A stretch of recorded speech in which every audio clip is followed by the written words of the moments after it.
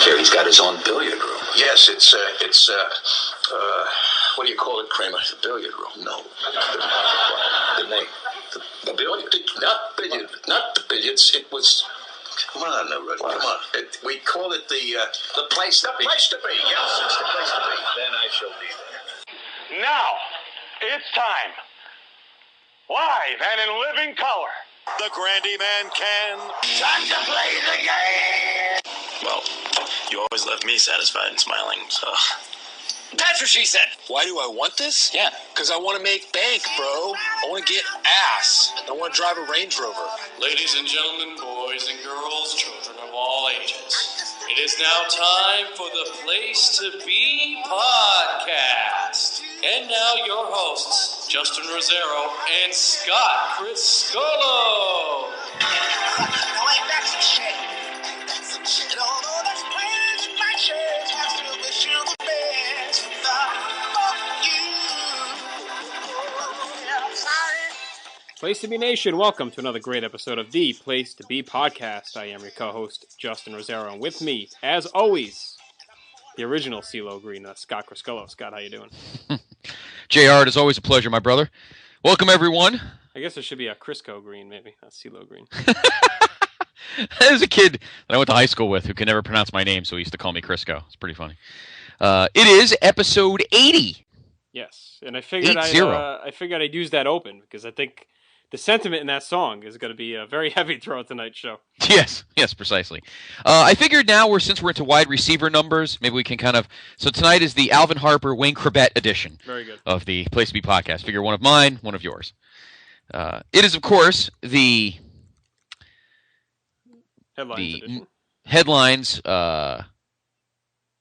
edition of the Place to Be Podcast, which is, of course, the Fun and Games edition. And... I'm trying, sir. I apologize. I'm trying to turn down my microphone. I believe I'm a little... I think you sound better. There you go. Yeah, a little. Yeah, I just turned it down. That was my mic. Earlier, when we were doing pre-production, we were attempting to play around with some new equipment, some new software. Thank you. No Art O'Dono tonight, unfortunately. So, all right, good. That sound better? Be with us, don't you worry. Yeah, that does sound much better. All right, good. Thank you. All right. It is, of course, tonight the midweek cavalcade of Fun and Games, the cornucopia. Sorry, wrong C word. The cornucopia of Fun and Games edition of the Place to Be Podcast. We have a lot to go over, but I think you'll enjoy it, and we'll have a lot of fun things to talk about, and of course, yes, we have one very seedy, ugly thing to talk about, and it could be the collapse. It is. I shouldn't say should be. It is the collapse of a college football empire. One that always thought they were better than everybody else, and now, pretty much. Well, let's go over the rundown. We, of course, will open with our weekly Raw and SmackDown recaps, our quick ones. Of course, both were recorded. They were in Liverpool. They were in Beatles country this weekend. Of course, many people thought they were throwaways because, of course, the big shows are next week. One, your humble correspondents will be attending next week. So everyone thought these were throwaways. But there were some interesting moments. We'll talk about them on both Raw and SmackDown. We'll give you our Survivor Series update. Some matches have been added. I'm kind of digging the card a little bit. I'm curious to see your thoughts on it. And PTB Nation, I'm kind of liking the way the card's starting to lay out a little bit. See, I'm actually the opposite. Really? Okay. Yeah. Interesting. All right. So we'll talk about that. I think 5 matches have been official. Maybe 6. No, I think it's 5. One of our newest loyal PTB Nation members had a Cena question they wanted to throw at us. And I'm glad this person brought it up because I got some things to say about him too. So we'll get into that later. Of course, we will have our news and notes segment brought to you by our good friends at WrestleChat.net. Got some TNA stuff to talk about and some ratings issues and some other things as well. Of course, the much anticipated segment this week is the PTB Nation Interactive segment. That is, of course, the Asshole of the Week. And really, it's pretty much indisputable. And we will combo that with your my humble correspondence and my opinion of the seedy, disgusting, bottom-feeding drama going on in Happy Valley. Of course, we're talking about that nauseating news story involving the former defensive coordinator of the Penn State Nittany Lions and the ramifications that go throughout the entire university. This isn't just a football thing, folks. No. This ripples all the way to the top, and we'll get into that today. We will talk the other thing, and you know what? The NBA Players Union is lucky that this Penn State stuff going on because they might be the asshole of the weeks too. We'll get into that as well. And of course, we'll wrap things up with our NFL Week 10 picks because even though my PIC had a better week than I did, we both have to pump our chests because we both called things that came true. And we'll talk about that. So that'll be later on. So there is your rundown of the cornucopia of fun and games that is the headline show here on the Place to Be podcast, number 80. All right, why don't we dive right in? Let's talk about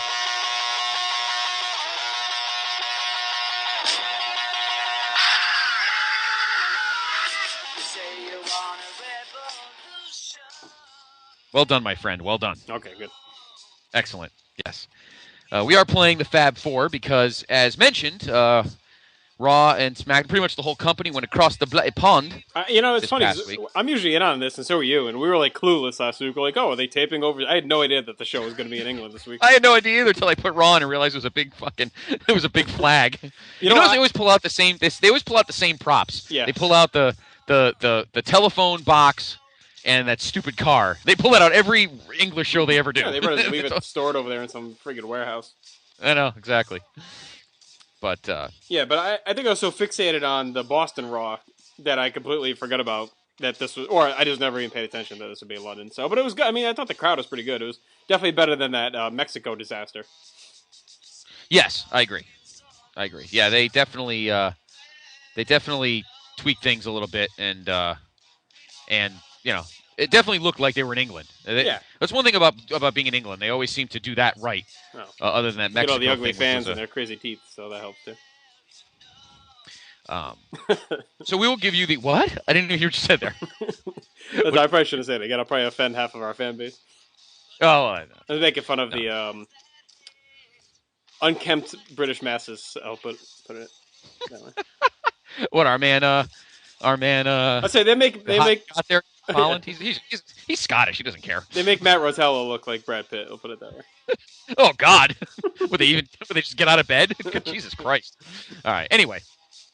All right. So why don't we talk about Raw, and then we'll get into SmackDown, which of course will air on Friday. And then of course next week, of course, is the big shows.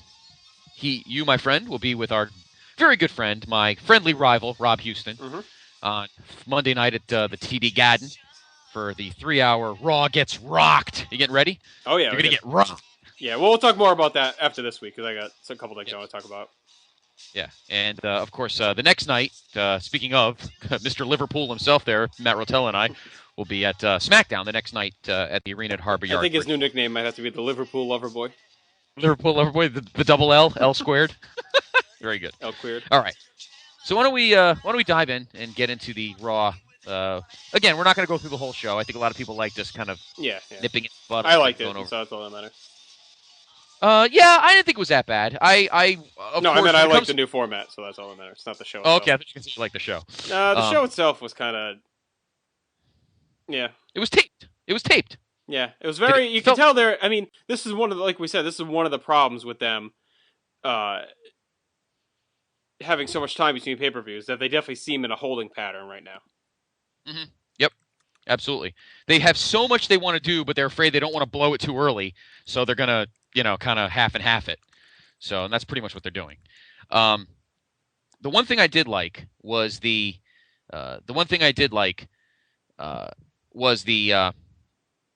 promo by Kevin Nash. I did dig that promo. You didn't think it was too inside or anything like that? I saw that was a complaint from some people out there. No, I mean, I like how he's got to get his digs in. What, that he said, oh, I thought he was a tool and I did it for Sean? Nah, I don't think so. No, and the stuff about, like, how he should have buried him back in 95 and was part of the clique and Sean said give him a chance and all that stuff. Nah. What's inside anymore at this point? You know what I mean? Yeah. We all know it. Well, I think it was just probably over the heads of a lot of fans. But, I mean, overall, I don't think it was that bad. He didn't go on and on about it. It was just explaining the history. I mean, I'm fine with it. I was just curious because that was something I had seen out there. Yeah. No, in fact, I thought the promo was the highlight of the show, to be honest with you. I liked it a lot. Nash could still, when he gets time to get his thoughts back, he's not as good at flying off the cuff anymore as he used to. Not. Because there's people out there that are better at it now. This isn't 1997 where we can all just talk like assholes and everybody gets away with it. That doesn't fly anymore. You got to at least have some semblance of what the hell's going on. And Nash was just a little out of his element. But I think now he's back. He's kind of settled in. I think he's fine. I think he'll be fine. I think it'd be a lot of fun to see him on camera. We all kind of cackle at it, but the Cena promo at the beginning, I don't know why they have him opening shows anymore. His promos now are just so dull. And he just sounds so, a lot of things going on here in WWE. Oh, I know. I don't understand what's going on here. Everybody's so excited. I mean, it's just, it's turning into too much of a bullet point promo. There's no flow to his promos anymore. I'm like, John, what's the matter? Yeah, he is. You're not getting any sleep? Well, we're going to talk about this in more detail. Like you said, our buddy Matt Marzella brought up a good point about it. And I agree with it, but the basis of it. But his promos really, I don't know what really can help him at this point. He's just gone. I don't know.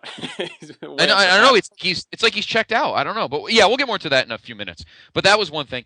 The matches weren't bad. I actually enjoyed a lot of the singles matches. I enjoyed watching. Well, can you tell me why they make their champions lose, though? I know you're going to say Ziggler. I mean, it was cool to see Morrison get a win finally, but it seems like whenever guys win titles, then they start jobbing. It doesn't make sense to me. Well, you know what it is? JR? I think a lot of it. This is the problem I still have with creative. I feel like they still use the same book, like instruction manual on how to run TV matches. I feel like look at before Vengeance. He kept losing. We'll use Dolph Ziggler as an example because Cody Rhodes isn't losing, except to Randy Orton. But it's lost like 4 matches to Orton. But all of them are 4.5 stars. No, I know, but still, though, I mean, if you keep that I can let slide only because Orton is booked to be a major player, and it's fine. Orton's the top. I mean, Rhodes is the top, mid-card guy, and Orton's a main eventer. But stuff like this, where they basically actively said Dolph Ziggler has like a losing streak. I mean, come on, it's just To me, your champion should really not lose like that. If you want to have him get a cheap win and he steals one from Morrison, or Morrison pins him in a tag match, I guess I'm okay. And it's fine every now and then, but it means less. Like, if you want to say, oh yeah, well, you can use it to build a title shot for Morrison, that's fine, but if they hadn't already done it over and over and have the champions constantly lose, it loses its luster, Right. Again, what I think the problem is, they seem to have this whole free TV, pay TV match equation situation. I know maybe I'm overanalyzing it, but hear me out. It always seems like when they're prepping, you know how we always do the whole thing, oh, he looks strong going into the pay-per-view, which means he's going to lose. I think that same philosophy applies when it comes to these mid-card champions. Let's let Dolph Ziggler keep losing on Raw to make everyone think he's going to lose at the pay-per-view, and then he'll win at the pay-per-view.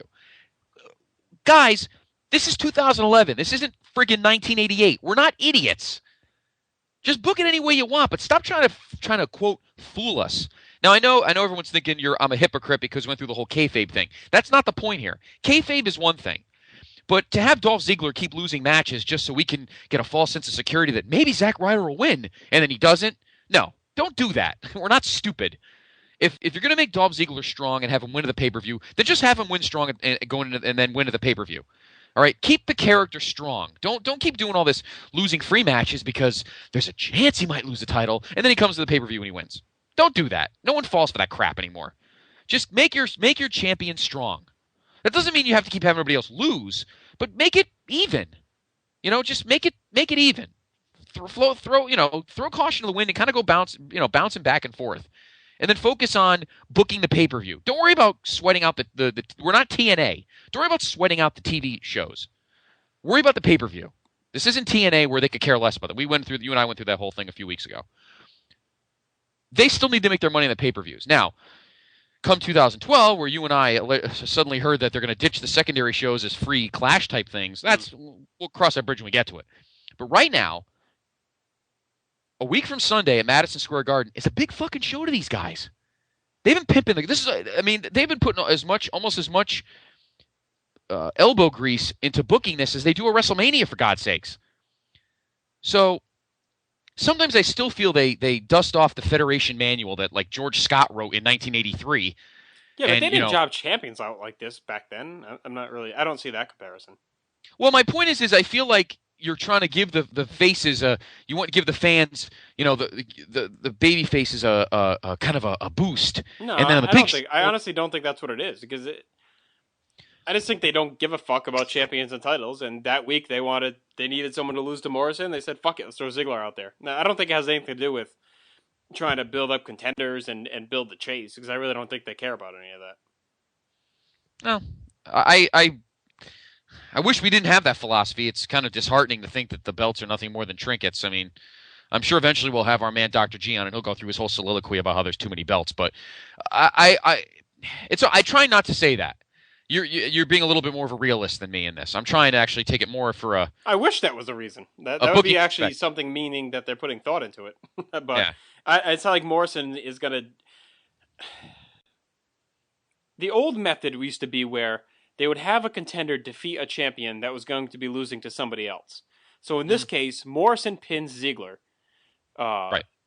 And then Ziggler loses the title to Ryder, and that sets up Morrison as a contender. The other way they would do it is the person that was going to be winning the title would actually lose to another guy. So in this case, Morrison would beat Zack Ryder. Then Zack Ryder win the title, and that would give Morrison a reason to go for the title. But they usually don't have him beat the champion and then not be involved, just to get him a win. I mean, they could have put a million guys in this spot. I don't know why they had to put Dolph Ziggler. They could have put Swagger in the spot, Yeah, And you can't say, they want to keep Swagger strong because he'll lose next week to Santino or something. Or I guess that was last week. So it's like, it just doesn't make sense to me. They just don't care. I mean, it's just. This is one of the negatives of not having jobbers and enhancement talent in those kind of matches anymore, is that you've got to have someone wrestle these matches. And unfortunately, you can't win every time because they need guys that have to lose. And you look at the perfect example of a guy that is actually pretty valuable is a guy like JTG this week. They used him. He's a name guy. They put Mason Ryan over him. Doesn't matter. JTG's not going anywhere anytime soon anyway. He's viewed as a name, so maybe he has a chance, but that's what they need. He's basically the modern day, in the Brooklyn Brawler role, something like that, or a Coco, a guy like that who had a name and could win, but generally was used to put guys over. So that's the kind of guy they need more on these shows nowadays. It's too much. It's too much 50-50 booking, and it's been like that for a long time, and that kills momentum of anyone. I mean, heck, even Alberto Del Rio, he's been booked like shit since he won the title. He hasn't really looked that strong. No, in fact, he beat Kofi this week, but right. I almost feel like sometimes they take that. What they do is they take the hot guy from the crowd and make sure he doesn't get cooled off. So it's at the expense of other people. And Punk is one of the hot baby faces right now. So they're happy just jobbing other guys around him so he doesn't lose his luster. That might be another philosophy that makes no sense. But in any event, it's interesting to see how they're going to book all these guys at Survivor Series if they don't want any of them to lose on free TV. Does this mean that P.S. your cunt is in the sink? Yeah, like you have any say, moron. And another thing, we're wondering how far this is going to go now. We're coming up on, obviously, who is showing up at your show next Monday. Yep. And he actually already returned. He was on a bunch of house shows over the last couple of weeks. Let me ask you this: how long at this point do you think that Marty here will last? I think Foley will do his thing, and then I'm going to say into the new year. I think he sticks around, and then I think Foley makes a power play to take over, and they build something at some point. I don't think they'll have a match or anything, but apparently there's a rumor out there that I don't think it's one of our notes or not, but I saw a story that Mick wants to fight The Miz at Mania now. That's his new project. I don't know. I'd like to see him fight Taker. It's kind of in my head now. I think that would be a fun match, but I don't know. Miz has nothing to do right now, so who the hell knows? Anyway, we could go on all night about booking philosophies, but the fact of the matter is, yes, right now Dolph Ziggler looks like a punk, and both guys that have belts. Well, I mean, also look what they've booked themselves into a corner, because other than the tag champions, every single title is owned by a heel. Mm-hmm. So they've almost booked themselves into a corner in that aspect anyway. You can't have all the baby faces lose. This isn't the NWO. So they almost have booked themselves into a corner to begin with. Well, plus, I don't think they expected Mark Henry to be this good. So I think that's probably thrown a wrench into things a little bit for them. That's true, yeah. He's awesome, and he deserves it. He's earned it. Yeah. He's done a hell of a job. Even him, he's really been the only champion they've had that booked that strongly. Because even, it's not really a title, but even Daniel Bryan winning Money in the Bank, and he's been booked like a loser since. So pretty much. Outside of Mark Henry, I don't know what champion's really been booked strongly. And now the tag champions aren't even going to be on TV for a month, apparently, because they never lost the titles, and Bourne's now gone for 30 days. But what's that all about? But why do they? How could they possibly have blown that? Just have somebody else win them. What is going on? Maybe they don't want to take it off him. I don't know. Maybe they'll just have him come back and do that. I don't know. Yeah, it doesn't make sense. But there's where I agree with your philosophy about them not even caring about the belts. Yeah, just let the tag titles just sit around for 30 days and then maybe they'll come up with some imaginary tournament and I'm really shocked they didn't, or something. I'm really shocked they didn't put them on Truth and Miz for a Survivor Series. I thought for sure they'd put them in that feud. Yeah. Be perfect opportunity. I'm not saying that's a good idea. I'm just saying I'm surprised they didn't. Well, I'll tell you why they didn't. If they don't plan on having Rock and Cena win, which they are. Yeah. But do you want them holding the belts, or do you just make it a non-title? It doesn't matter. Yeah, maybe have them win, and then whatever, they forfeit. I don't know. Yeah, there's a million things they could do, but even if it was non-title, just to say Miz and Truth were the tag champions. But I'm just surprised. It seems like something they would normally do. But the rest of the show, Raw, very antiseptic. The crowd was fine. The Nashing was good, like you said. The main event was just kind of there, just a standard match. It was good to see Ryder get that kind of role with Cena. Cena's really worked hard to give Ryder the rub on a major level, so he's really busted his ass. And Ryder's a guy who deserves it. He worked really hard this year to get himself over, and he's paying off. And he, to me, is a flag for these guys that complain and bitch about never getting chances or anything like that. Look, this guy did it. You can do it, and they're following through with him. They're pushing him. So, but outside of that, there really wasn't much else, honestly, to get excited about on this Raw. And I do want to talk about the difference between Raw and SmackDown. So, are you good with Raw? Is there anything else you want to talk about specifically for last night? No, it seemed like everything was fine. I mean, the main event match the tag match was, it was all right. It wasn't anything really great.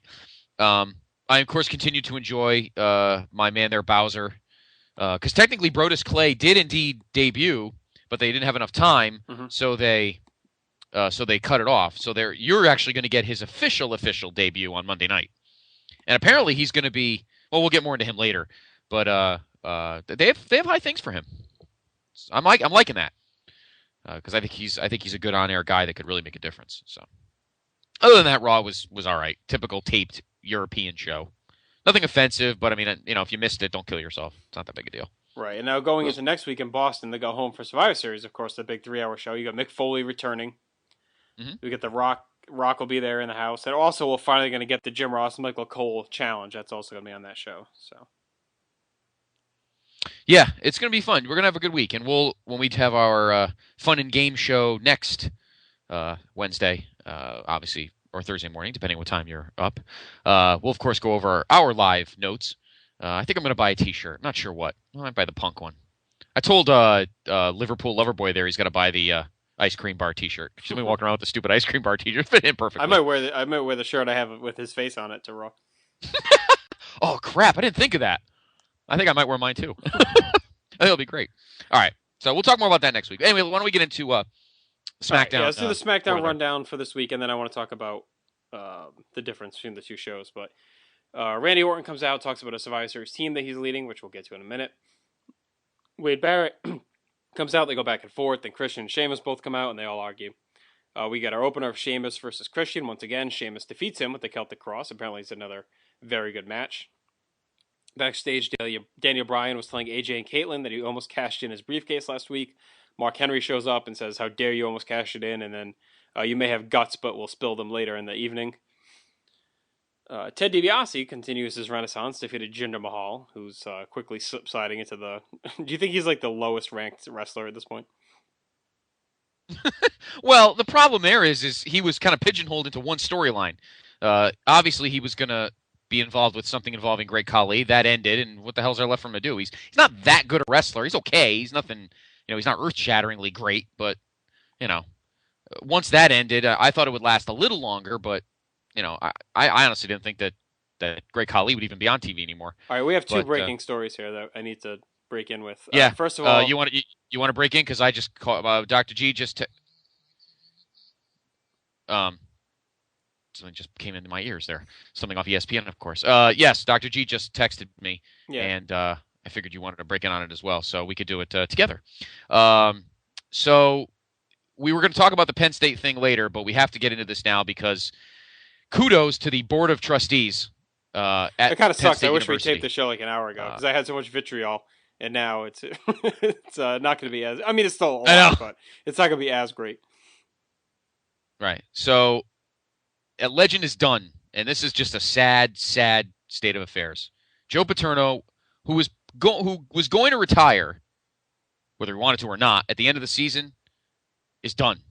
He was actually officially fired today. They had to do it. Yeah, they had to. And the president also out is yes, Graham Spanier also out. This board of trustees I applaud them for it. This is no bullshit here. This is no joke. Apparently, the Mike McQuarrie is staying, which is shocking to me. Yes, McQuarrie is. Well, we'll tell you who he is a little bit later on, because he's just as stupid as the rest of them. We'll explain why in a little bit. But anyway, yes, the news is official. Joe Paterno is done at Penn State. This is a guy who owned this campus and made one bad mistake, and now he's done. It wasn't just a mistake; it was gross negligence. But another major story here going on is the Nationals catcher Wilson Ramos was apparently just kidnapped in Venezuela. Yes, I just saw that too. Oh my God! Sad, worrisome, this is and weirder. true that he has been kidnapped.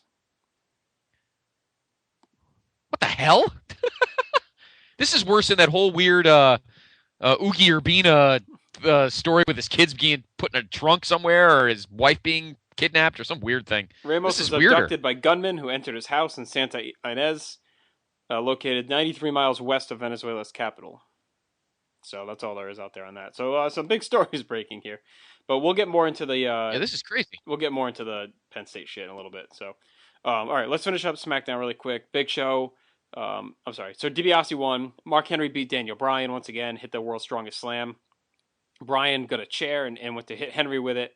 Henry no-sold it, gave him the strongest slam again several times. He was about to break Daniel's leg, but Big Show came out and made the save. So, and then Show knocked Henry out of the ring. And Henry kept Show out of the ring, hit Bryan in the back of the chair, and Show and Henry had a stare-off. Show then defeated 3 jobbers to build him up for Survivor Series. Alicia Fox beat Tamina. Hunico and Epico, who of course is Hunico's new running buddy, defeated the Uso brothers, and they got on and did a little Spanish promo after. And then Wade Barrett defeated Randy Orton. Orton went for the RKO, Barrett avoided it, and won with a thumb to the eye and a roll-up. So, good little job there, putting Barrett over in his home country. Yeah, and clearly they're starting to get him on the verge of some bigger and better things. Yeah, he's definitely he's had kind of a quiet year. Yeah, he's had a kind of a quiet year, and it's time for him now to kind of step up and take. He's almost mirroring Sheamus the year before. Sheamus had a great close to 2009, and 2009, and then 2010 he was pretty cold throughout the year, right? And then they built him back up as 2011 dawned. So it seems like maybe they're doing the same template as Barrett. Hot last year, cold throughout the year, and then they heat him back up going into next year. So, but I did want to talk about a story I heard. I believe Dave Meltzer was talking about it. Apparently, the reason SmackDown has been doing so well and has been so great compared to Raw is that Vince, with his advanced age, is wiped out after Raw, apparently, and he pays like no attention to SmackDown. So they're left to just do their own thing. And Ed Koskey and Michael Hayes are running SmackDown. And apparently, they're 2 very good bookers because they're doing a hell of a job. And absolutely. Apparently, Vince just doesn't really pay much attention to it because he doesn't have the energy to do both shows anymore. So it shows that he's winding down a little bit. Physically and mentally, and it shows that maybe it'll be a good thing for the product when eventually he is phased out. So, I don't know, but I mean, SmackDown obviously, and as we'll see in the ratings a little bit, has been doing quite well. Yeah, and Michael Hayes has always been a good booker. Hey, you know what? This isn't anybody's fault but your own. Isn't it funny though that a couple of years ago, Michael Hayes got in trouble for racial comments against Mark Henry. I know. And now he's booking Mark Henry as the greatest thing since sliced bread as a monster. There you go, Mark Henry. He apologizes. He made you world champion, so he can Matt stop whining. Rotella calling him the silverback. Calling him the silverback. The double L. I love that. That's a good nickname. I'm glad we gave him that. All right. But yeah, I mean, He's got a puke! He's got a puke! I didn't know he gave you that. I didn't know you had that little thing. He's got a puke! Do we have every clip from Beyond the Mat? Oh, man. Sick cackle. Anyway, I'm not surprised. Vince hardly ever paid attention to SmackDown. It's amazing that he actually was on SmackDown for most of 2003, and that was maybe the best year it ever had. Yeah. And he was on it. They also had a different group of talent. Well, yeah. But anyway, yeah, I think once Vince eases up on Raw, then maybe Raw will start to be a little bit better too. Maybe Cena should go back to Smack. No, I think that might be a good idea. No. No? I don't want SmackDown to ever change again.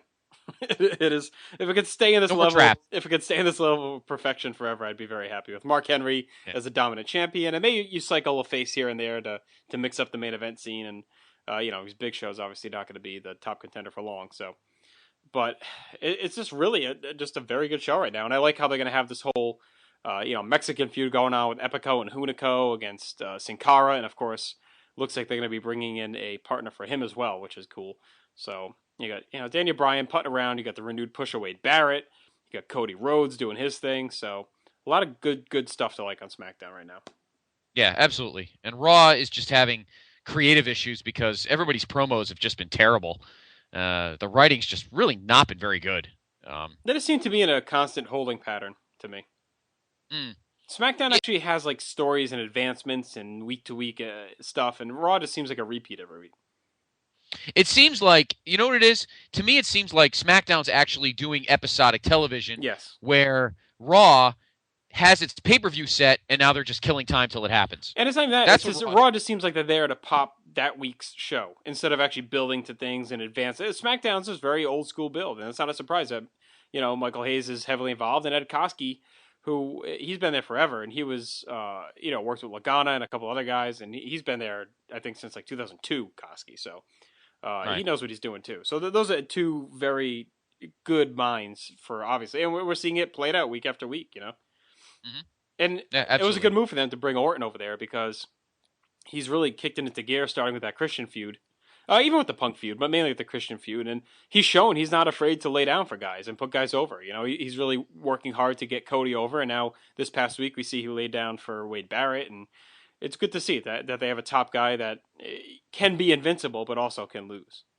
Right, exactly. So there's your SmackDown. I hope everyone enjoys it. It'll be on, of course, Friday night on Sci-Fi, and then next week we have our big shows on Monday and Tuesday, and of course we'll give you those updates next Wednesday live notes.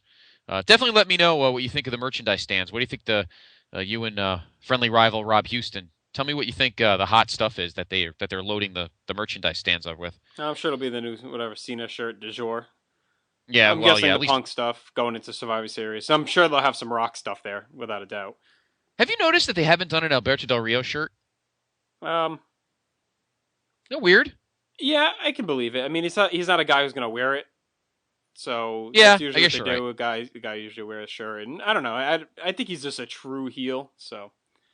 Doesn't really have the appeal that, outside of Ricardo Rodriguez and his music, doesn't have the appeal that people would really want to go buy his shirts. But yeah, you're probably right. All right, let's talk about the Survivor Series card. Here's the updated card as of right now. Main event, obviously, John Cena and The Rock versus The Miz and R-Truth. U.S. title match, Dolph Ziggler defending against Zack Ryder. That's not official.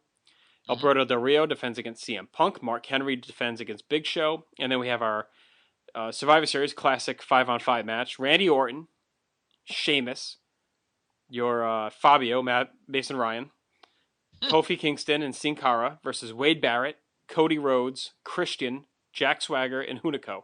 Now, we pretty much have been talking that we hoped they would do a team with Barrett, Cody, Christian, and Swagger, so I'm glad they're doing that. we thought Made Dolph would be in there too, but obviously he's got other stuff going on. I like that they're involving the Hunico and Sin Cara feud in here as well. That's pretty cool. I was hoping to see Daniel Bryan in this match, honestly, but I'm hoping maybe they'll do one more Survivor match and have him in it, and I'm guessing we're going to get a women's match as well somewhere. So Yeah. I like the 5-on-5.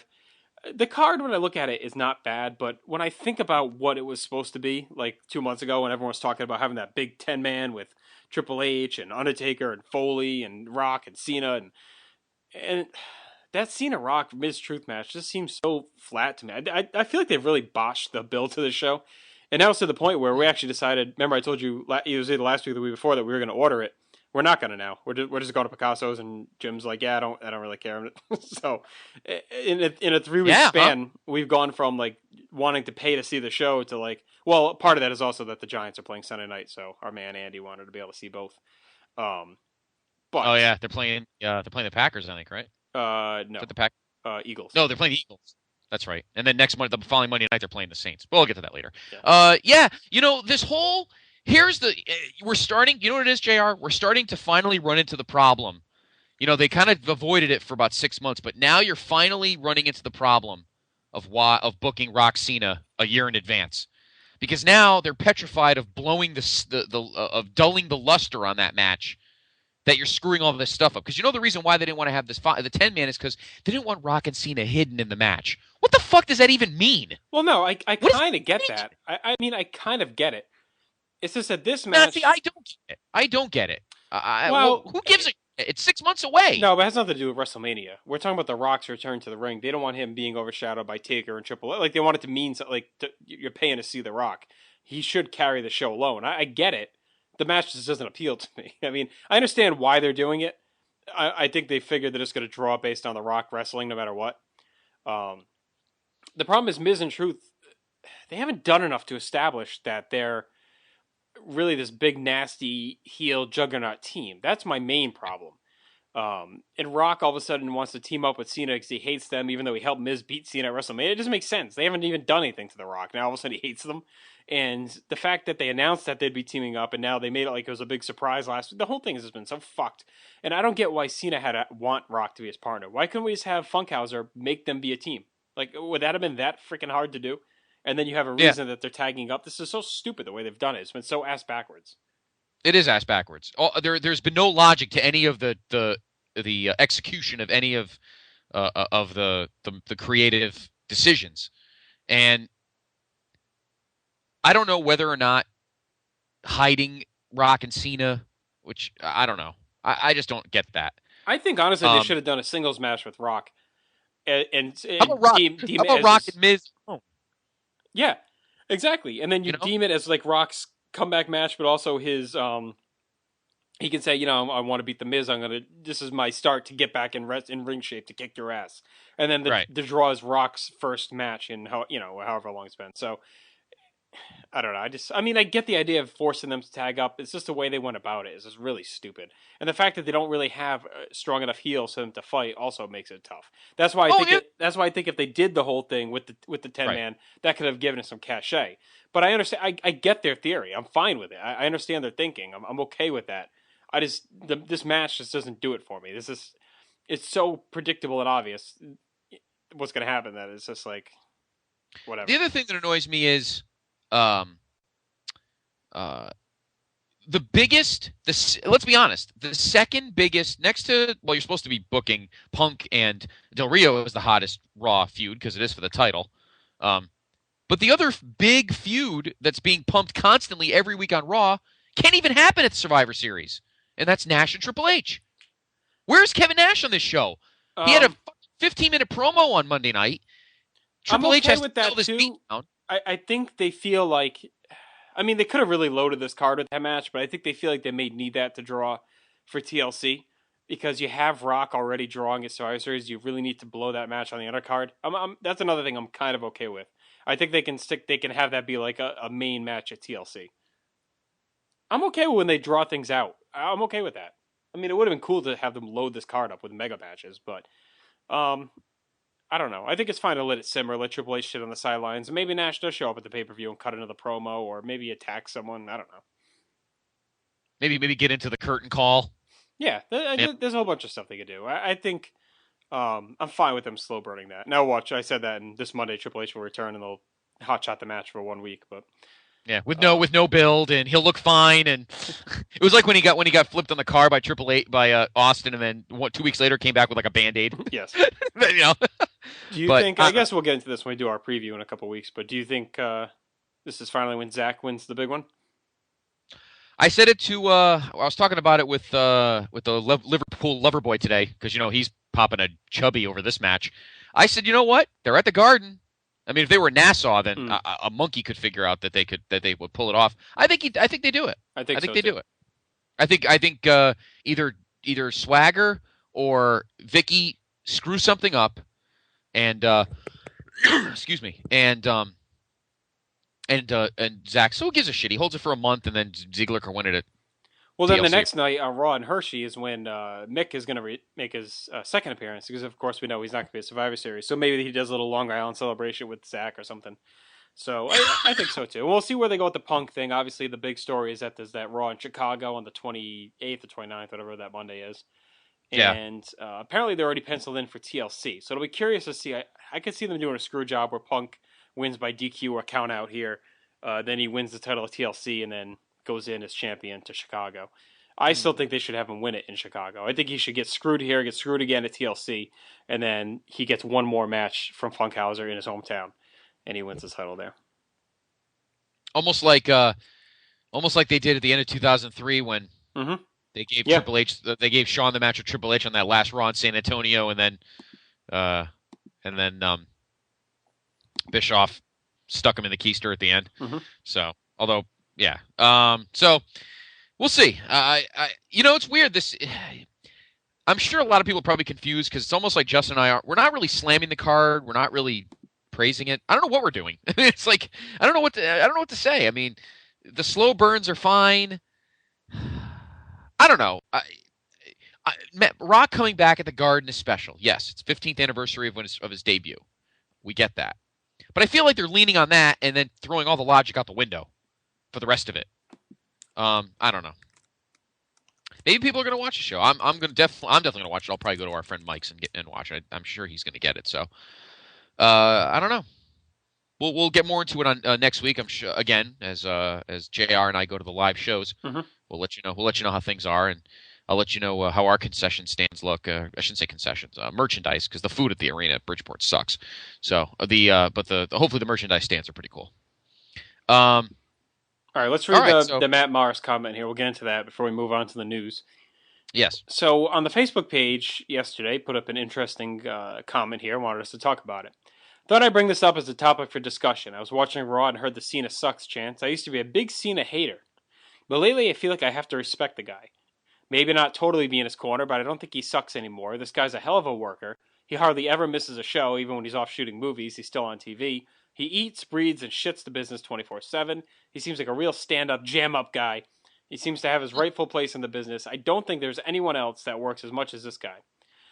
Apparently John Gruden wrote this. Maybe the character sucks, and I think a heel turn should come. But you can't deny that this guy is, and has been, the WWE longer than most have come and gone in the past.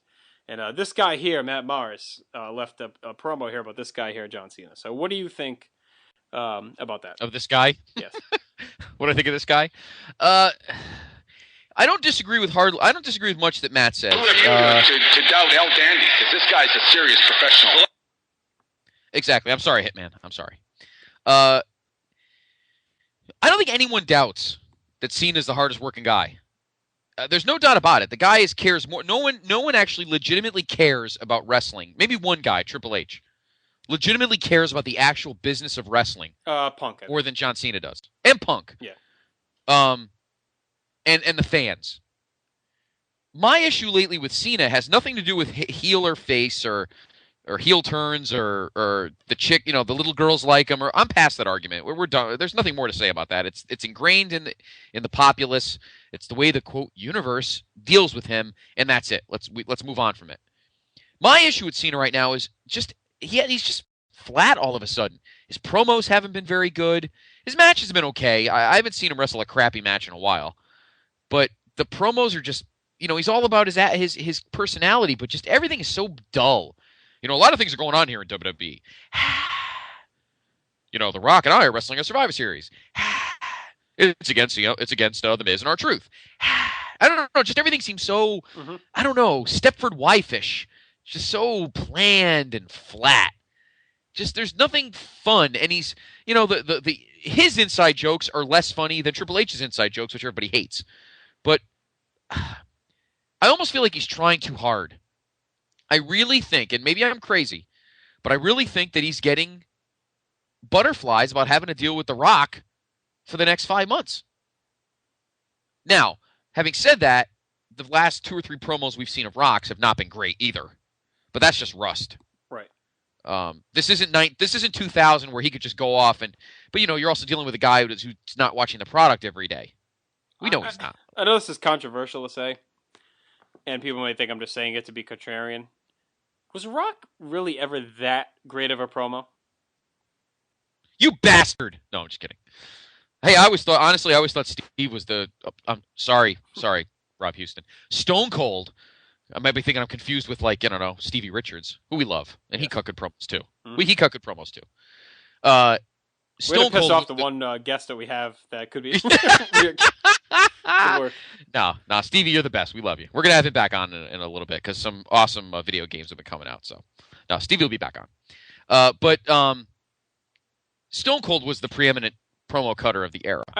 Rock, was he just all catchphrase and rhyme? I mean, he was good, very entertaining. I almost feel like Rock was the you made me. I'm not saying you bring up a great point because he wasn't a terrible promo cutter. No, I didn't say terrible. I said was he not? Was he a great one? I almost feel like Rock was the product. You know how we always say that, to use a sports reference, like Matt Leinart was the product of a great system at USC, but as we've seen in the pros, he's a shitty quarterback. Was Rock the product of good straight men like Kevin Kelly? Like Coach. Oh, see, you were on a different track, I thought you were going a different track, which I agree with. Was he a product of the Attitude System? Maybe. See, I guess the one thing that kind of cancels this out was how awesome he was as a heel in 2003. Yeah. Rock never had.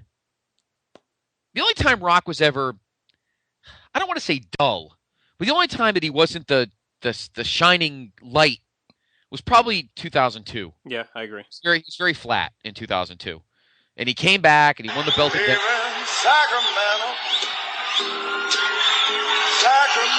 there I go. Baby, Sacramento, Sacramento, there I go. They got some fat ass women there, and Rock is gonna just say no. What a song, just say no. Well, I might take a plane, I might take a train. How do you people live here? You must be insane. I'm leaving Sacramento. Sacramento, I won't stay. Check this out. Check it out. Yes, but I'll be sure to come back when the Lakers beat the Kings and men. That was that whole first Rock concert might have been my favorite Rock work ever. When he's that'll always bring a smile to my face. So. When Austin's in the truck, and he's like, "What are you doing? Sending bootleg shirts to the Rock?" And he kept calling Hurricane Hamburglar. I mean, he was awesome in that stretch. Yeah, and that was his best theme with the whole helicopter over the big city and the "is cooking bone." All right, let me do this. I'm gonna name some guys that were big in that time period, and I want you to tell me if you thought that the Rock was better than them promo wise. Okay. All right. Triple H. Yes. So you think Rock is better than Triple H? This is what I'm at. So if you say yes, you mean Rock's better. Yeah, I did. Look, no one. I love the game's matches, and I like his personality. But depending on Rock was never inconsistent with his promos. Triple H, the promos were good depending on the feud. Okay. But Rock could always deliver a good promo regardless of who the guy was against. Okay. When it came. All right, ready? Shawn Michaels.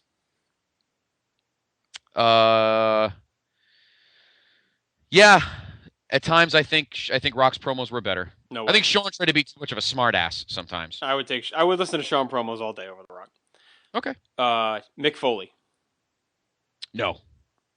I love Foley's promos. Mick Foley's the standard, pretty much, right? Him and Austin, they got to be. Yeah. Okay.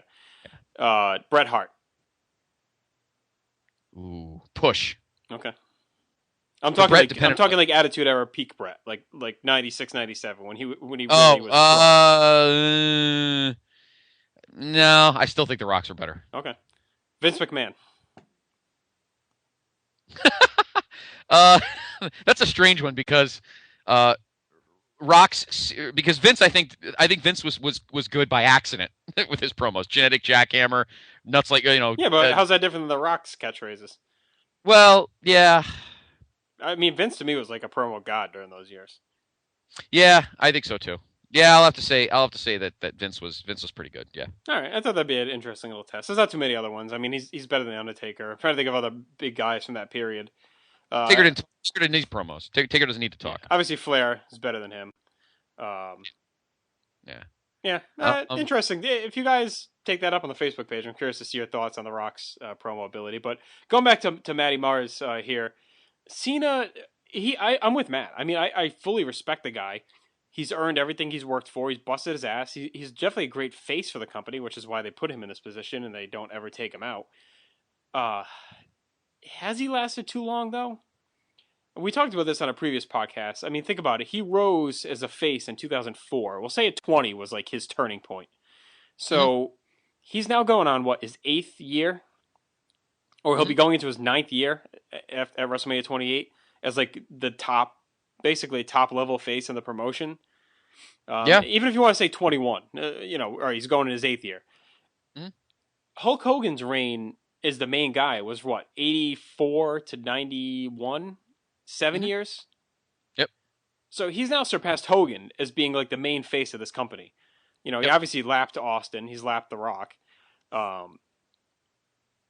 Is he played out? Is he? I mean, it was burnt because Hogan did it in a time where he wasn't constantly on TV all the time, everywhere. You had to go see him live to see him. Right. Cena's on, sometimes 3 times a week at times. So I think that plays a big part of it, is that he's just so played out. Mm-hmm. I think a big part of it is he's been doing the same character now since like 2005. He's been getting the same split cheers since 2006. And we're watching those 2006 pay-per-views now, and it's like the same thing. Like, you got half the crowd cheering for him, half is booing him. And it just seems like things have changed. If you look at a show from 2006 and now, so much has changed except for him. You know what I mean? He's like, He's the constant that's still doing the same thing. So I think that's just a major part of it. And I think people clamor for him to turn heel. I just don't know if it even makes a difference. I don't know if anything outside of like this guy being gone for like a year is going to help them, but they seem so afraid to have him lose or not be on a show. I think they're afraid like the whole thing's going to collapse without him, that it won't happen. So I don't know. If they're gonna turn heel, they need to have someone ready to be that top guy. I think they were hoping Orton could be that guy, but I don't think he is. Is Punk that guy? I think Punk could have been that guy, and I think they may have whiffed on the chance. And the problem is, like you said, that is a byproduct of them having booked Rock and Cena this far in advance. Maybe this summer would have been a great time to turn Cena heel against a face Punk and have Punk be the guy leading the show. But obviously they really couldn't do that because I think they want Cena to be a face going into that match. Yeah, I agree. It all depends on the only type of heel that Cena could be that could make it fresh is if he's kind of almost too sugary, where he's almost so corporate that he's falling in with the wrong group, and the only guy that he could really do that well with is Vince, and that's not going to happen anymore. Vince is just too old, and Marty, I don't think we can have Marty on TV that much longer before he just becomes into Mike Adamle range. So. Other than that, I don't know what's left to do. You don't want to make him you can't make him like the Thugonomics heel anymore because everybody will love the guy. No. I'll tell you that. I don't think that time's gone. I don't think you can do that. I really don't know what they do. I think his best bet might be the corporate sellout. That might be his only chance. I almost want to amend my answer earlier. When you asked me if Shawn was a better promo cutter than Rock. Hey, no one's talking to you. Take a nap. Did you mean pre-back injury Shawn or post-back injury Shawn? Because his promos, the catalog I qualified it. I said it's very different. I qualified it. I said Attitude Era guys. So Sean in his peak proud, DX 96, 97, that stuff. All right, no, okay. Well, if you say that, then yeah, Sean's promos were much better. Sean's promos in the 2000s were very sugary. So, Rock in the Attitude Era was better than Sean in that aspect. Match-wise, there's no comparison. But promos, yeah. If you're talking about Sean in 97 when he was just a complete D-bag, well, there is only one, then yeah, he definitely blows Rock away in that aspect. Rock wanted to make sure that everybody liked him while he was being a jackass. Sean could give two shits in 97 who liked him.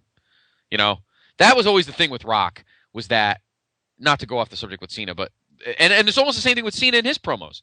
Rock wanted to make sure, even though he was being a smartass, you were liking him being a smartass. Cena now, I think he's almost falling into the trap of wanting to be liked so much that that his promos are just so dull because you're not going to get upset with him. I don't know. Matt, that was an outstanding question, because we can keep going, and maybe we'll get our cast of characters back on here to talk about that, because that's a great question to ask a lot of people. What does the future hold for him? They seem to be so hard to want to make him an actor, yet his movies are all just average. This one now that's coming out looks stupid. This reunion. Have you seen the trailers, right? Yes. Yep, the brothers. The reunion. It looks dumb. It looks worse than the Marine. I don't think the Marine was that bad, to be honest with you. I don't even think what was that stupid wrestling movie? The one where he plays the one with what's his name in it, Danny Glover, and what the hell was that called? I don't remember the name of it. The one where he's like the Legendary. Was that one? Legendary, yeah. I caught bits and pieces of that on like YouTube and stuff. That doesn't even look that bad. This movie looks horrible. It certainly looks worse than The Chaperone. Maybe that's my Triple H bias, but this movie looks hideous. I don't know, but I don't know if they're trying to push him to be such a big actor, and they realize that maybe the acting is not doing it, and they can't just flush the guy down the toilet. So let's keep him a wrestler, but they're running out of things. And I don't know. There's a lot more to this than we could do tonight. But but Matt Mars, thank you, my friend, for a good for some insight on that, and maybe we'll come up with an answer at some point. But it's a lot to think about, and we're coming up on one of the most hyped WrestleManias in a long time. And you know what? You also opened up another good debate, JR, that we can get into in the future. Who is the greatest promo cutter of all time? Is it Mick? Is it Steve? Sorry, Rob. Because they're torn. I'm torn on that. I mean, they're both. If you take the whole body of work, like whole career, you're gonna go Mick, I think, because when you factor in his ECW stuff, he was tremendous. Yeah, that's why I think I prefer to see, if Taker was going to have one more match at 28 to go for 20-0. I think it's got to be against him. Mm-hmm. All right, I do think we should move on though, because we got a bunch of news, and then I think we're gonna need a lot of time for the Asshole of the Week stuff. Yes, exactly. So, all right. So, thank you, Matt Mars. Great question. Hope you enjoyed it. We'll get more into this when we have more time. We'll bring the cast on, Loverboy there, and Reesh and all those guys. We're waxing nostalgic for our old cronies because we were listening to some of our older shows earlier in the week. We are getting to the spring though, and hoops will be upon us. We're going to need our all-star team back soon. So, anyway, why don't we take a breather, because we got into a lot of deep stuff there. When we come back, of course, we'll have our news and notes. We'll also have Asshole of the Week and the Asshole of the World, as well as maybe some quick NBA notes, and then, of course, our NFL Week 10 picks. But take a deep breath, and we'll be back. Because...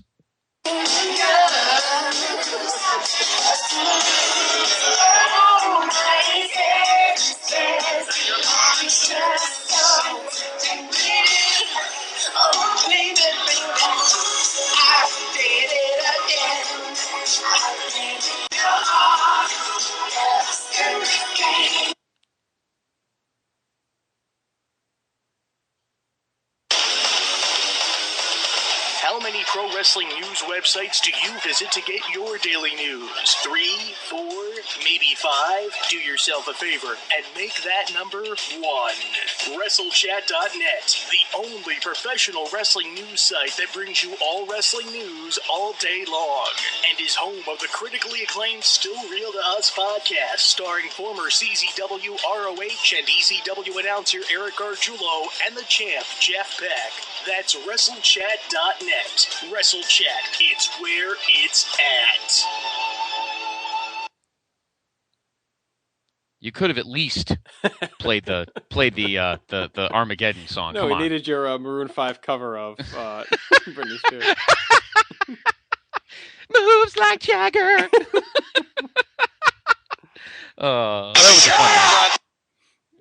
Oh, come on, Vince. You would have enjoyed that party.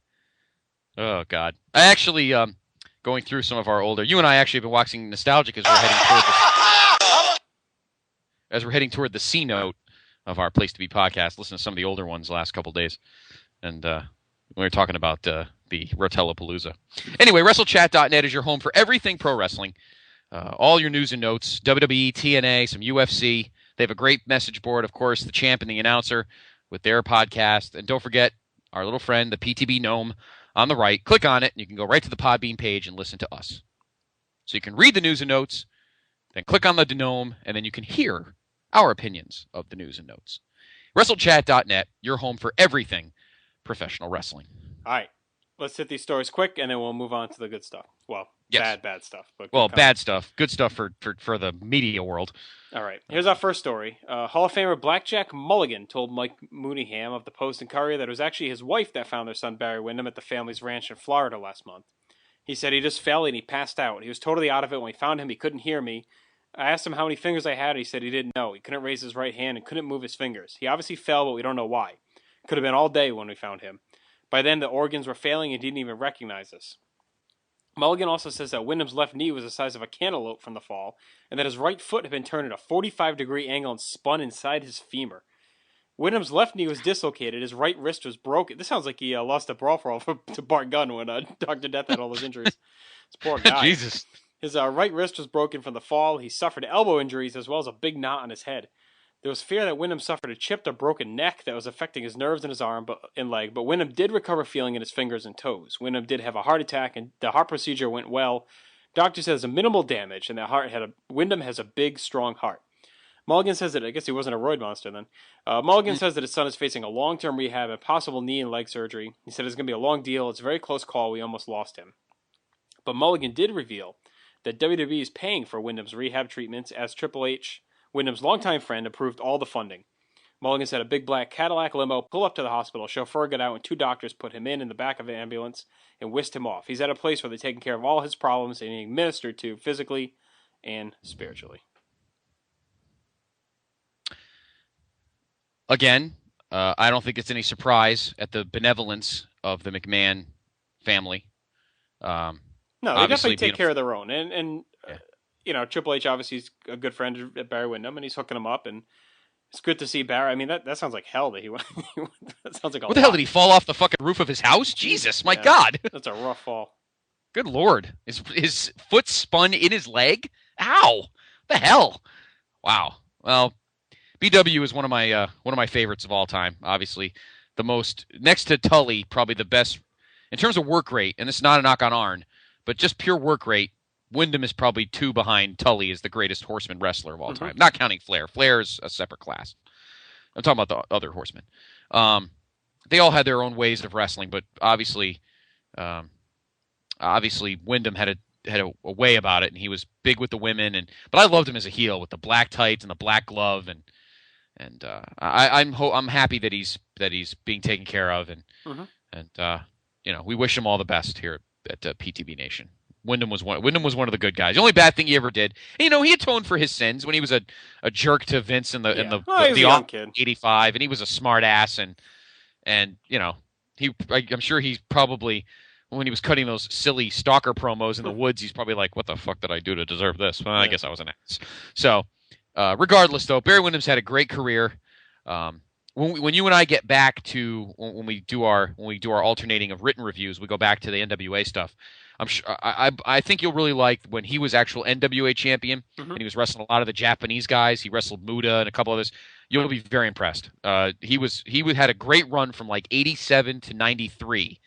I don't think there were many better in-ring performers than Barry Windham.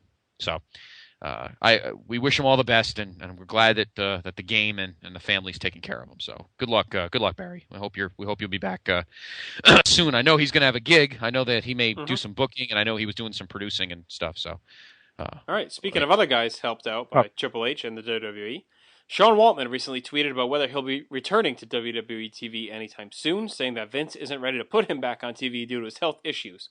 I'd love to one day return home. I still need more time doing well. Not long ago, I attempted suicide. I understand Vince's fear. You can thank the wellness policy for me even being here tweeting with you. They spent almost as much on me as they have on Scott. And not you. Meaning Scott Hall. Hall, not me. Exactly. Yes, I think Sean has gone through their rehab, 4 times, I think. Yeah, he's been through a lot. 4 or 5 times. But he seems like, with Triple H in charge now, for the most part, I think you'll see a lot of these guys kind of get back on track because they know that Triple H will take care of them. And well, he was one of the guys that was supposed to be one of Triple H's point men in the developmental. Remember him, Undertaker, and Nash? They were saying would be going to be the guys that helped him get that back on track. Yeah. I have a feeling Nash, speaking of, and Taker for that matter, are going to be good guys for Brodus Clay. Mm-hmm. I think that's a guy that's going to really need Hunter or Taker and Nash's input on how to be a real good. All right, well, hold that thought because we have a thing on him in a minute. Yes. So anyway, yeah, I hope X-Pac comes back because he was always good in the ring. And I have a feeling he really is trying to get his life back on track. So another guy that we hope will do well and come back to the family. Okay. And now not doing well is Raw's ratings. This last Super Show from England did a 2.9 with 4.015 million viewers, down from recent weeks. In comparison, Monday Night Football did a 12.32. Raw continued a trend this week of losing viewers in the second hour. Hour 1 did a 2.94, while Hour 2 did a 2.81. And now in comparison, remember last week we told you SmackDown took a little bit of a hit, but this week they're back up, getting a 2.19, up for the 1.93, which was up against Game 7 of the World Series, of course. After the one-off week, SmackDown resumed its hot streak that started in September, after the live SmackDown show on Tuesday, August 30th, around the time of Night of Champions. SmackDown's averaged 3.27 million viewers, which is the most average viewers since SmackDown following WrestleMania 27. So SmackDown's actually closing in on Raw. They're not too far behind rating-wise. And I know, it's pretty sad. I mean, it's well, it's scaring me that Vince is going to start meddling. I hope he doesn't. I hope he sees how well SmackDown's doing. I mean, that's to be drawing that number on Sci-Fi on a Friday night is pretty fucking crazy. Do you think Sci-Fi will ever think about doing live Tuesday nights? I don't think it's not Sci-Fi's decision, but I mean, I think maybe they should, but I think right now they shouldn't tamper with a good thing. I think it's going well. The numbers are pretty solid if they can get away with the way they're doing it and not having to go live, and they can kind of post produce it. I think it's fine. I don't think being taped hurts it at all. Apparently, so if anything, it might build some buzz because a lot of people last week read how good that Orton Cody match, and a lot of people might tune in to see it. Same thing with all the Mark Henry stuff, So I think maybe the buzz of the spoilers is helping it a little bit. Yeah. Also, I don't think they're going to mess with any programming things until they realize what they plan on doing with the network. Yeah, for the that's most true part. as well. So they're not going to touch. I don't think they're going to touch anything until we get to network time. But yeah, I agree. I think they should just leave SmackDown alone and keep screwing up Raw. Because Raw finds a way to. Because Raw does find a way to eventually get back on track. Yeah. SmackDown, if you damage it, it takes like 2 years for SmackDown to be good again. Yeah. Raw. Let's enjoy it now before they strip mine it down again around draft time, I'm sure. So let's enjoy it from now till Mania. And I'm really starting to hope, and I'm becoming more hopeful by the week that they're going to leave the title on Mark Henry until WrestleMania. I'm really hoping they do it. I do too. I think it'd be tremendous. Why not? It's not your main storyline, so don't be such dicks about it. Yeah. You got Rock Cena. Let everything else kind of handle itself. I really hope they build Henry and let Bryan challenge him at Mania. I really think it's the way to go. I think so too.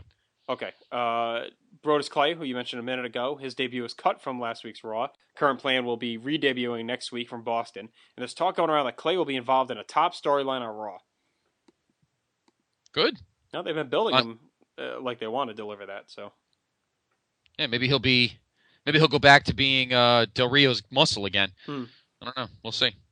What they need to do right now is just do like they did, with other guys, and just kind of have them face some stiffs and just have them just maul guys. Yeah.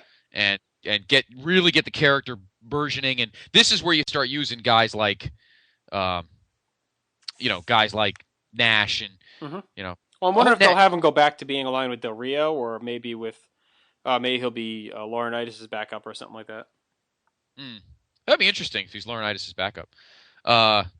Yeah, I think he's a guy that really could use the help and really, kind of drum up the support from the office, and maybe that's why they did keep Kevin Nash, to help these young big dudes and kind of. No, I think they kept Nash because he's friends with Triple H. But well, yeah, but I mean Triple H is not going to keep him around. This isn't like they did with fucking on Impact, where they're just going to hang around and make money and do nothing. I think Triple H is going to put him to good use, and I think that's one reason why. So I'm looking forward to it. I like seeing us, and we're both marks for big heel hosses. So, and here's another one. So let's hope he can. Maybe he'll be, well, if he's on Raw, then he won't be Mark Henry's guy, but I don't know. We'll see. All right, WWE Hall of Famer Roddy Piper still lobbying on Twitter for WWE to hold a Piper's Pit with he, Rock, and Cena to promote WrestleMania 28. Here's one of Piper's many tweets on the subject. If the WWE doesn't put Rock, Cena, and Piper in Piper's Pit, they are cheating every fan in the universe. Think they're afraid? I'm not. We come from a position of power, tweets. Spam the WWE for Piper's Pit with Cena and Rock. I promise it will be epic. Well, if it's as good as the one he did last year before Survivor Series, then hell yeah, I'd do it too. Yeah, that was very good. And they should do it, if they're going to do it, they should do it the week before. Yeah. Or at least one of the last 2 weeks before WrestleMania. You don't want to waste it in January. No, I agree. If you're going to do it soon before pretty soon. Yeah, kind of a last hard sell like they did with Survivor Series. Right. All right, one last news story, and then we're going to move on. This is kind of an in-depth one regarding TNA. TNA Ohio Valley Wrestling relationship was announced yesterday. It was the brainchild of Bruce Pritchard, who's very familiar with OVW developmental system. When it was associated with WWE, he pitched the idea to TNA several months back. Pritchard's selling point to TNA said that the lion's share of WWE stars broke through as top-tier talents came through OVW seasoning, which would be correct, although many of them were signed by WWE prior to be sent to Louisville. A visit was arranged with several execs, including Pritchard, Eric Bischoff, Jeff Jarrett, visiting the Davis Arena, so they could get a feel for the venue, the way that Danny Davis operates. The new relationship will allow TNA to send potential talents they want to evaluate, as well as younger talents to Louisville. They can gain seasoning in the ring from trainers like Rip Rogers and experience working weekly TV shows and house shows. Basically, everything will come from the existing OVW camp, as opposed to OVW expanding. At this time, there's no plan to sign a lot of independent talents, but the deal will make it easier for the company to develop them when they come across someone. The deal will also allow TNA the chance to monitor the regulars. Whatever. It's exactly all the shit you would expect. So, right. So interesting. I think it's a good, anytime you think TNA is going to die, they come across with this move that makes it seem like they're not planning on going anywhere. So, I think it's a smart move. We'll see if it pays off for them. I don't think it can hurt. No, not at all. They need some kind of proving ground for new guys. I mean, guys are going to have to be cultivated at some point. And, OVW is a good place for it. Obviously 3/4 of the roster right now in WWE, well, not 3/4, but at least, a good portion of the main event guys, your two huge main event guys, Orton and Cena, both came from OVW. One was himself, Randy Orton, and obviously Cena was Prototype. Batista was Leviathan. I mean, you had a boatload of huge guys that have been stars over the last, 10 years. Don't forget, Brock Lesnar was there tagging with Shelton Benjamin. They were that Minnesota wrestling connection or whatever. Wrecking Crew. There was a lot of stuff going on. So if TNA does it right and have the right guys running things, and I do trust Bruce Pritchard in that aspect, then this might be a big moment. This might be a big move for TNA. They might be able to actually have some faith in their roster, and not worry about Hogan getting his hands all over that disaster, and. Maybe this is a step in the right direction for them to start trusting some younger guys and not worrying about Hogan's influence anymore. We'll see. But I think it's a good move. All right. That's it for news. Yeah, no, that's it. Yeah, that's all I got. Yeah, no, I'm looking forward to it. I'm looking forward to them actually cultivating and having something to work with. So there's your news and notes. I'm not looking forward to this. I am and I'm not. It's just so... Ugh. Yeah, that's all right. We'll get through it. Yeah. It's a lot of news stories that I've done in my life. Yeah, they're actually having the news conference right now. Oh, are they? Oh, no, I'm sorry. It says earlier. Never mind. So. Yeah. Okay. All right. All right. Set it up. Well, it is time now for PTB Nation's weekly interactive segment. What kind of disgusting, despicable... He's an asshole. Who the fuck is this asshole? You're all a bunch of fucking assholes. Do you know who I am? That grade A, genuine, authentic asshole. Ladies and gentlemen, boys and girls, it is now time for the place to be asshole of the week. Of the week. You deserve all the credit. You're an asshole tonight. And there you go. We'd like to thank the wonderful Derek LaRue for putting that little piece together for us. Yes, exactly. But and the winner this week is in the bag. In the bag. Yeah, no one else needs to say anything. But why don't we? What we're going to do is we'll go down our list of our wonderful PTB Nation members and go over their breaking, picks. By the way, 22 comments. 22 comments, because it's almost perfect. Some people said other things, but that's okay. Let's go down the list. We'll begin with Matt Davis, who said, "How Belichick hasn't won this every time confuses me." Well, you need to here on our on this segment. You need to actually you can't just be one. You need to legitimately. Yeah. That week you had to have done something that makes you an asshole. Bill Belichick, everyone knows he's an asshole. Yeah, being one and doing something are two different things. And we'll get into that idiot when we get to the picks. I got some stuff to say about them. Yeah. I guess I deserve this one. The master of the apostrophe, J. Arsenio D'Amato. Art Donovan for having the nerve to still be alive despite Scott's eulogy. I apologize. I really did think you had him dead, in the grave, unfortunately. I had him in the grave. Though if you look at him, he looks like he is. But he's probably what? He's like 90, 92, I think now, or 90, 89, something like that. Although he does say, again, trying to bring some levity because the Sandushki Jopa thing is horrifying to talk about. Well, we're going to have to talk about it in a little bit. Jason Greenhouse, our art director. I have to go with Jerry Sandusky and Jopa, if found guilty, along with wanting them to both burn in hell, have my vote for Asshole of the Year. He might very well be if we do that. Todd Weber, everybody involved in this Penn State Cluster F. I enjoy Penn State. That's a good nickname, right? Penn State, yeah.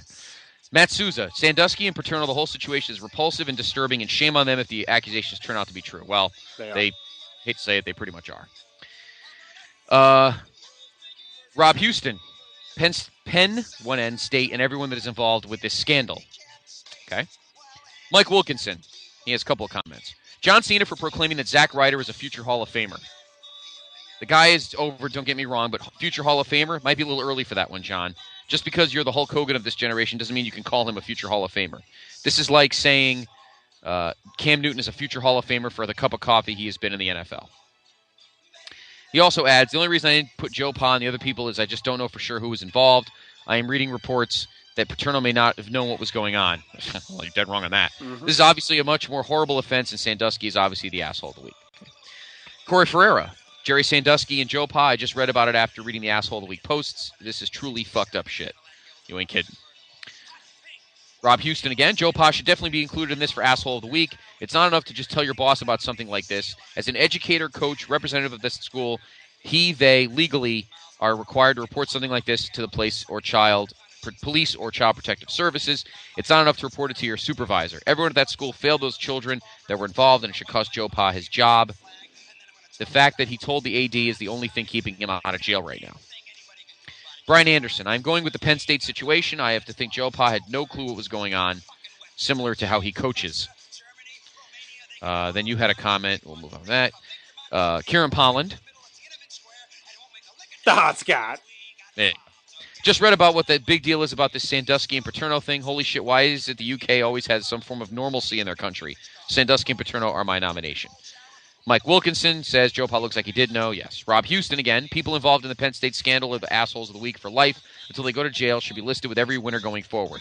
I'm sorry if this is coming across like a rant. However, given the work I do, which Justin knows, this is something that I'm extremely sensitive to. Jason Greenhouse comes Rob back. Spells like Matt talks. Rob, I totally know where you're coming from. The line of work I do ties in with the subject matter as well. Okay. Matt Mars, I agree with Penn State scandal. On a wrestling note, I nominate Raw for bumping JR again and Brodus Clay. I guess they're trying to pack in a lot in the 3-hour show. Brian Samick, everyone involved with Penn State football right now.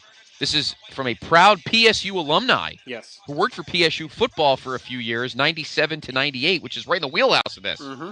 Oh, my God, Brian. Might have to have him on. Until all those pieces of trash are gone, my allegiance is dead. Interesting. Kevin Bowers, hands down, it goes to everyone involved in the Penn State scandal. How do you try to cover for a guy messing with kids? That's messed up. Austin Pfaff, Diamond Devin Page for that call out in the Mania 10 vault. He's just upset he's the bastard son DDP never wanted Kimberly to know about. Jordan Duncan, first time voting. That is true. JD. Jerry Sandusky gets the obvious vote, but a close second goes to McQuarrie. How do you walk in on a child being raped and then walk away? Yeah, I think it's unanimous that the whole Penn State thing is obviously clearly the asshole of the week this week. And now, to kind of get into the whole I don't think we need to go through all the details. I think everyone knows the story by now. I've seen people out there defending Paterno, saying, oh, well, he went to his supervisor. What more do you want to do? He shouldn't go to jail. It's his freedom and all this other stuff. There is a law in Rhode Island. I don't know what the law is in Pennsylvania. That if you're aware of any sort of child abuse and you don't go to the police or DCYF, you're prosecuted as a felon. I think anyone who knew about this thing and didn't report it should be locked up. I honestly firmly believe that. They knew about this shit more than one time starting in 1998, and they continued to turn a blind eye to it. Sandusky was with children on campus after everything had already been known the first time. Mm-hmm. He was on campus in general as of recently as last week. Mm-hmm. Joe Paterno is like the czar of Penn State. You're telling me that he didn't know Sandusky was still hanging around with these kids? No way. He knows everything that's going on in that fucking campus. You can't have it both ways, Paterno. You can't say you know everything and you have full control and you're telling the AD 5 years ago that, no, I'm not leaving even though you want me to leave. And now all of a sudden you don't know? Give me a fucking break. You know what was going on. He knew the whole time. It's just that Sandusky was his boy. And the worst part is that they filed the complaint and Sandusky was looked into for this shit back then in 1998. He was looked into for molestation charges, and they basically just told him, hey, stop showering with kids. Oh, nice work. Way to go. That was really really effective. Yeah. Oh, yeah, stop taking showers with kids. I'm sure you don't have a problem. I'm sure you're going to stop cold turkey, obviously. And then, of course, they had the whole thing where one of the mothers who found out confronted him, and they recorded the conversation, and Sandusky basically admitted it, and they still didn't do anything. They still did nothing. It's a fucking joke. You heard the story about this DA who apparently knew about this conversation that Sandusky had with this mother, and then he vanished. His laptop was found in a lake. He's presumed dead. He vanished into the woods or something. He told his wife, I'm going antique shopping, and this was, like 10 years ago or something, and no one's ever seen the guy since. So I don't know what the hell's going on with that. But when I first heard this come out, I thought it only took place in the 2000s after he had retired. Sandusky was the defensive coordinator from 70. Let me just go through I'm not going to go through the Tawdry stuff, just his chronology. Sandusky joined the Penn State staff in 1967, the year after Joe Pa became head coach. Paterno's been there since 1950 or 52. Yep. 50, and became head coach in 66. Sandusky started in 67 as an assistant, as just I don't think it was a grad assistant or if it was something. He took over the linebackers in 72 and became the defensive coordinator in 77.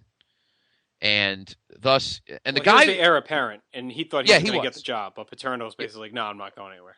No, he said, and that's why he retired in 99, because Paterno told him in that spring, I ain't going anywhere, so if you want to retire or go for another job, go ahead. And instead he retired. In 1994, he started this charity called the Second Mile, which was a charity to help foster kids, all boys, no girls. Of course, that should have been a fucking red light to be right there. And this stuff starts, and pretty much immediately when he started this charity in 1994 is when stuff started happening. And we're talking little thing. Now, the one seedy thing is what everyone knows about, which is in 2002 when the guy McQuarrie walked in the shower and that was happening. I'm not saying what it is. We all know what it is. If you read the thing, how are you him, and how do you A, not go in there and break it up, or B, not call the cops on the spot? I would have gone. I'm right here, and this is going on. You need to get here. I mean, was he afraid that Penn State is a college, since that whole town is just the college? They had all the police in their back pocket, because it also seems like that the campus police were in on this, that they knew all along as well. So maybe he felt like no one was going to help, so that's why he went to his dad, and his dad corroborated this whole thing that his son told Paterno exactly what happened. Yeah.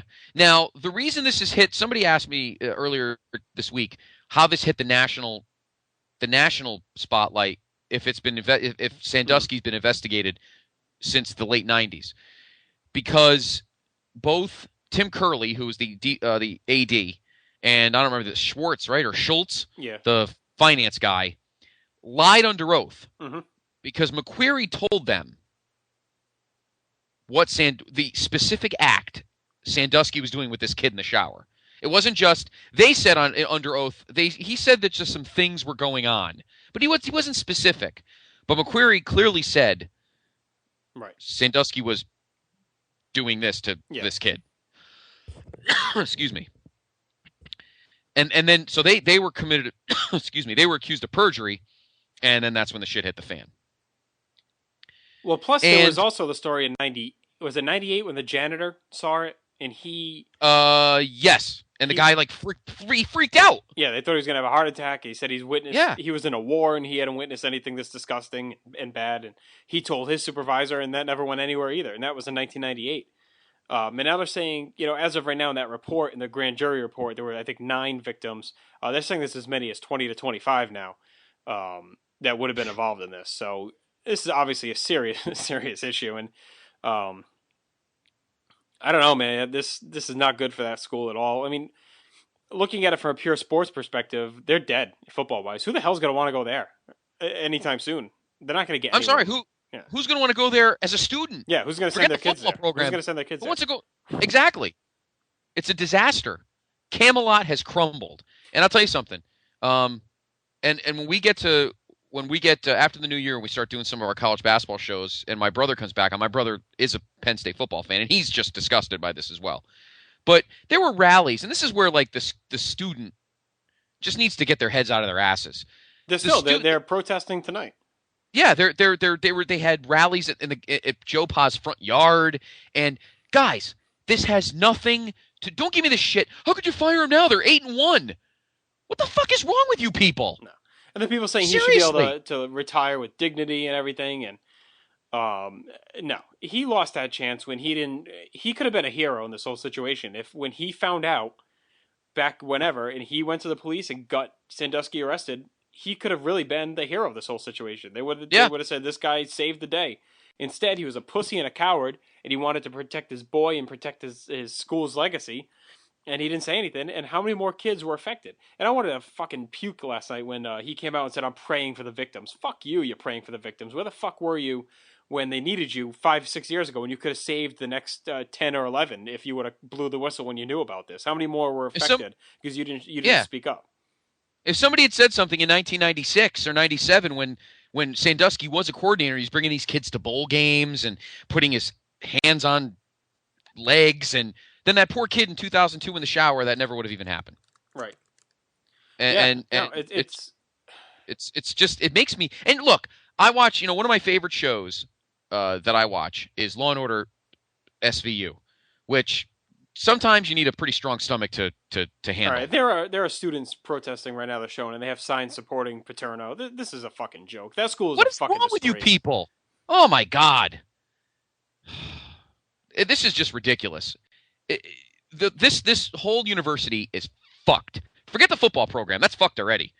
But like, people are saying that Urban Meyer should be head coach. It should be the next head coach. I feel bad for Tom Bradley. Tom Bradley is the interim. He's going to take over starting Saturday when they play Nebraska. And I'm sorry, I and you know what? That place is going to be a sellout. That'll be a sellout.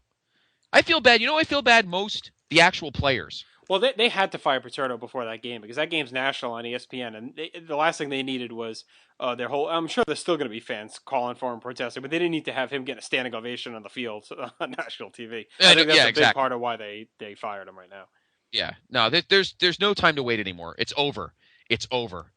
And my ex-roommate, and I don't know, you've never been there. I've actually been to Penn State 6 times between 1990. Actually, I was there during the wheelhouse of it, 1996 to 2002, and the fact that I was probably walking around those buildings when, oh God, I can't even think about it.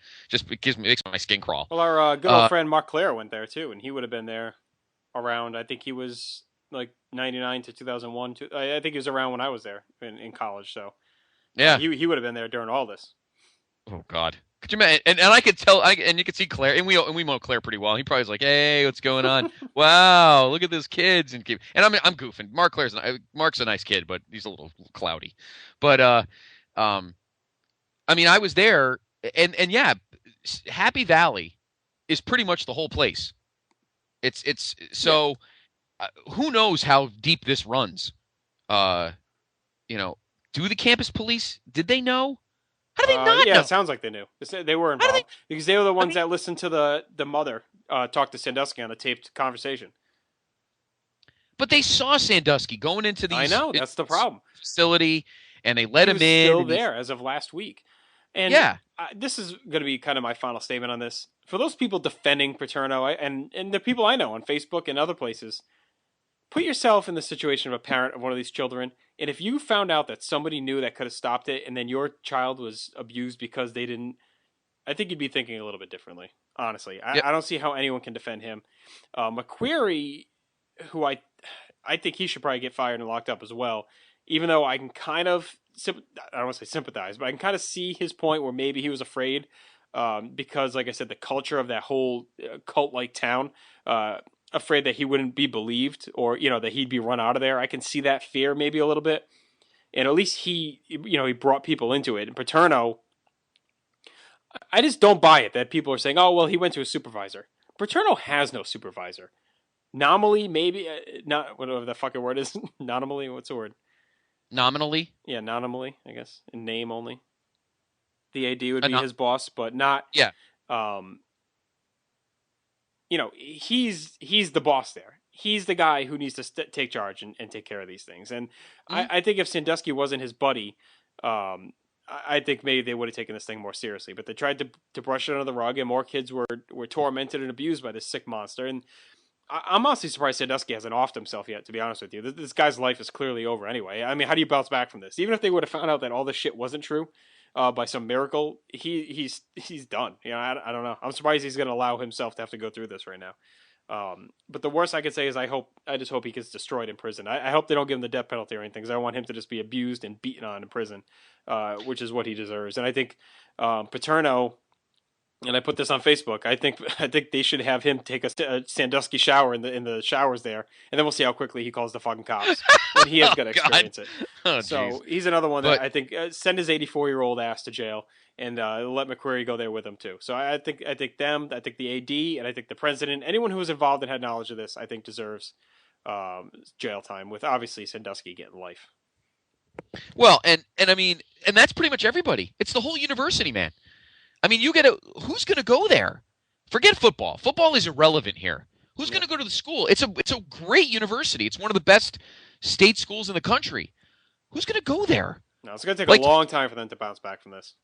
And no one of any consequence. I mean, next to the head coaching job at Notre Dame, Joe Paterno's successor probably was the most prized position in all of college sports. I think next to that would be whenever Mike Krzyzewski retires at Duke. Who in God's name would sacrifice themselves to want that job right now? Nobody.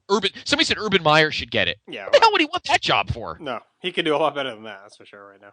Well, he's probably going to wait for Brian Kelly to get fired and take the Notre Dame job, which I don't know if that'll happen. But I mean, it's just a tragedy. It's sad because. I mean, Paterno's legacy is now this for him. Yeah, so. No one cares about the wins, the 2 national championships, the all-time wins. His all-time win total is about as tainted as Barry Bonds' 700. And just like all the Giants fans that rallied around Bonds, the Penn State fans are rallying around Paterno. But there's a major difference. Bonds only hurt himself. Yeah. Paterno allowed children to be hurt, and that's the difference. Bonds only damaged his own body. All of these 19-year-old nitwits should read and for those that want to read it, we're warning you. If you want to read it, every ESPN story on the website has the PDF attached to it. Problem is you have to look at Sandusky's face, and that may make you want to squirm anyway. And page 15 and the last couple of pages are the most disturbing. Just be ready for a very disturbing read. And I feel like anytime everyone's been arguing with me on this, I just said, read that and then get back to me. I don't know how you can read that and then come away with anything other than all these guys should be fucking sent to the clink. Yeah, really. I mean, we're not just talking about, hands and hands on thighs and, wrestling bare chested and stuff like that. I mean, it's wrong, but I mean, that stuff you can look past. It's the shower stuff that just, it just makes me sick. You almost want to take a shower, and then you think about it, you don't want to take one. It's just the way he clearly set this all up, he has this charity, and then he tests these boys to see how far they'd go. Oh my god, it was just a fucking pathological, methodical way about him that was just really fucked up. The whole thing is just fucked up. It is. I don't know. I think we should move on because I'm kind of done with it now. And like I said, I honestly hope they all get locked up. I think they all deserve it. I think it's a fate they deserve for turning a blind eye to this. I mean, outside of murdering children, this is pretty much as low as you can go. Did you hear the whole thing about WFAN today with Mike Francesa? He's been been talking about it all week. Yeah, he's been on top of this. Kim Jones went to Penn State. Yeah, she's been locked in with all the news and everything too. But I guess there was a guy who called in today. I listened to the call. They had it on YouTube. And this guy was telling a story about how he was abused all throughout growing up in the 60s and 70s, and everyone knew, but the way the laws were back then is until you were 18, you couldn't prosecute or bring charges. So people just allowed it to happen, basically. And finally, when he was 14, he killed his father. And this guy's like admitting all this on the air. And Francesa basically hung up on him, and he's like, look, I can't have you telling the story without proof. And he's like, send me proof that this is all true, and I'll bring you back on for an interview. So it's pretty crazy. This guy called up and like admitted to killing his father on the air. And I think Francesa did the right thing. Obviously, you can't let this guy go and tell the story, and Francesa looks like an idiot if it turns out to be false. So I know, yeah, exactly. Yeah, he's not gonna allow himself to get burnt. But it's crazy. I mean, who would ever thought? And like you said, the NBA is pretty lucky because this is totally overshadowing them right now. And sadly, I saw this posted too, and I fully agree with it. This should have been a time that we should be honoring Joe Frazier, that guy, a guy who was a classy guy and lived a great life, and his death was totally overshadowed by all this garbage. Yeah, I actually wanted to mention that tonight. I'm glad you said that too. For those that don't know, obviously you all know who Joe Frazier is. Joe Frazier died on Tuesday after a short battle with liver cancer. He died in hospice. Here's a guy who handed the greatest fighter of all time, Muhammad Ali, his first loss in maybe the greatest single event in the history of Madison Square Garden. They called it the fight of the century, and it lived up. It went 15 rounds. And he was a man's man when it came to the boxing business, and he passed away. And instead of talking about that, we got to talk about guys with 10-year-olds in showers. It's just disgusting. It's unfortunate. And, we wanted to talk about real college football. We just had number one play number two for the first time in like 5 years on Saturday. Yeah. LSU beat Alabama Saturday night, 9-6 in overtime in a great game, defensive struggle. I never saw two defenses, and I was in and out on NyQuil, so I don't remember the whole game. But I never saw two defenses hit the shit out of offensive guys, particularly Alabama. I can't believe LSU must have had to take a long sauna, alone after that, because Alabama guys just knocked the crap out of those guys. But you miss 4 field goals, you lose, period. So LSU is the undisputed number 1, and now Oklahoma State has slid into the 2 spot in the BCS. I want to talk about a little college football on purpose so we can talk about the actual sport instead of giving more press to all these fucking scumbags. So I'm sure if anything new comes up next week, we'll let you know. But Joe Pa's gone, and good riddance, you stupid, selfish prick. And I hate this, and I was meant to say this before, but we got on another topic. My ex-roommate, one of my dear friends when I was in college, and throughout most of the 90s into the early 2000s. Again, I used to go with him to the games because his dad went to Penn State. And this guy is the biggest Penn State fan I've ever met in my life. I don't talk to him anymore, but I'm curious to see what he's thinking right now because he bled. I mean, he has a lot of favorite teams. He's a Philly. He liked all of Philly because he's a Pennsylvania kid. I can't even fathom what he's thinking right now. I can't even fathom it. But and Dr. G, our good friend, asked me tonight, he goes, if this happened in Notre Dame, what would you do? I said, I wouldn't root for them anymore. I'd probably put a pile of all my stuff, put it in the parking lot, and set it all on fire. Look at our buddy Brian Samek, and I can vouch for him. This is a kid who, just from being his friend on Facebook over the last few months, obviously is always posting about Penn State and critiquing and watching the games. And alumni there and obviously a huge fan. And now even he, has turned his back on this in this program. So there's going to be a lot of that, and there's going to be a lot of this. This isn't going away. And apparently, I didn't really see this whole thing, but apparently our good old friend from WCW, Mark Madden, broke this story like back in March or something, but no one paid attention to it. There's something out there about that. He wrote a story about this, and apparently it flew under the radar somehow. So, I don't know. I mean, I'm glad they did what they did tonight. I think Paterno had to go. There's no point in keeping him around till the end of the year and letting him retire on his own terms. Fuck that. I'm glad they got rid of him. I'm curious when he finally does speak, and I'm sure he's going to want to, because he said all along he wants to speak. So we'll see how that goes. But we're running a little long here, so let's quickly move on past that stuff and move on to. Yeah. Yep. So we won't get into the NBA stuff because that's just as depressing. Except they're on a still much meeting more right now, superficial right? scale. Yeah. On a much more. And I'm done with Derek Fisher. Come on, Fish. Stop being such a drone to that dope Billy Hunter. I just can't stand watching the two of them talk. They're both it makes me sick. But you know what? That's a much more superficial topic than what we just discussed. We'll get more into the NBA stuff next week. But anyway, it is our final segment of the night, and you know what that means.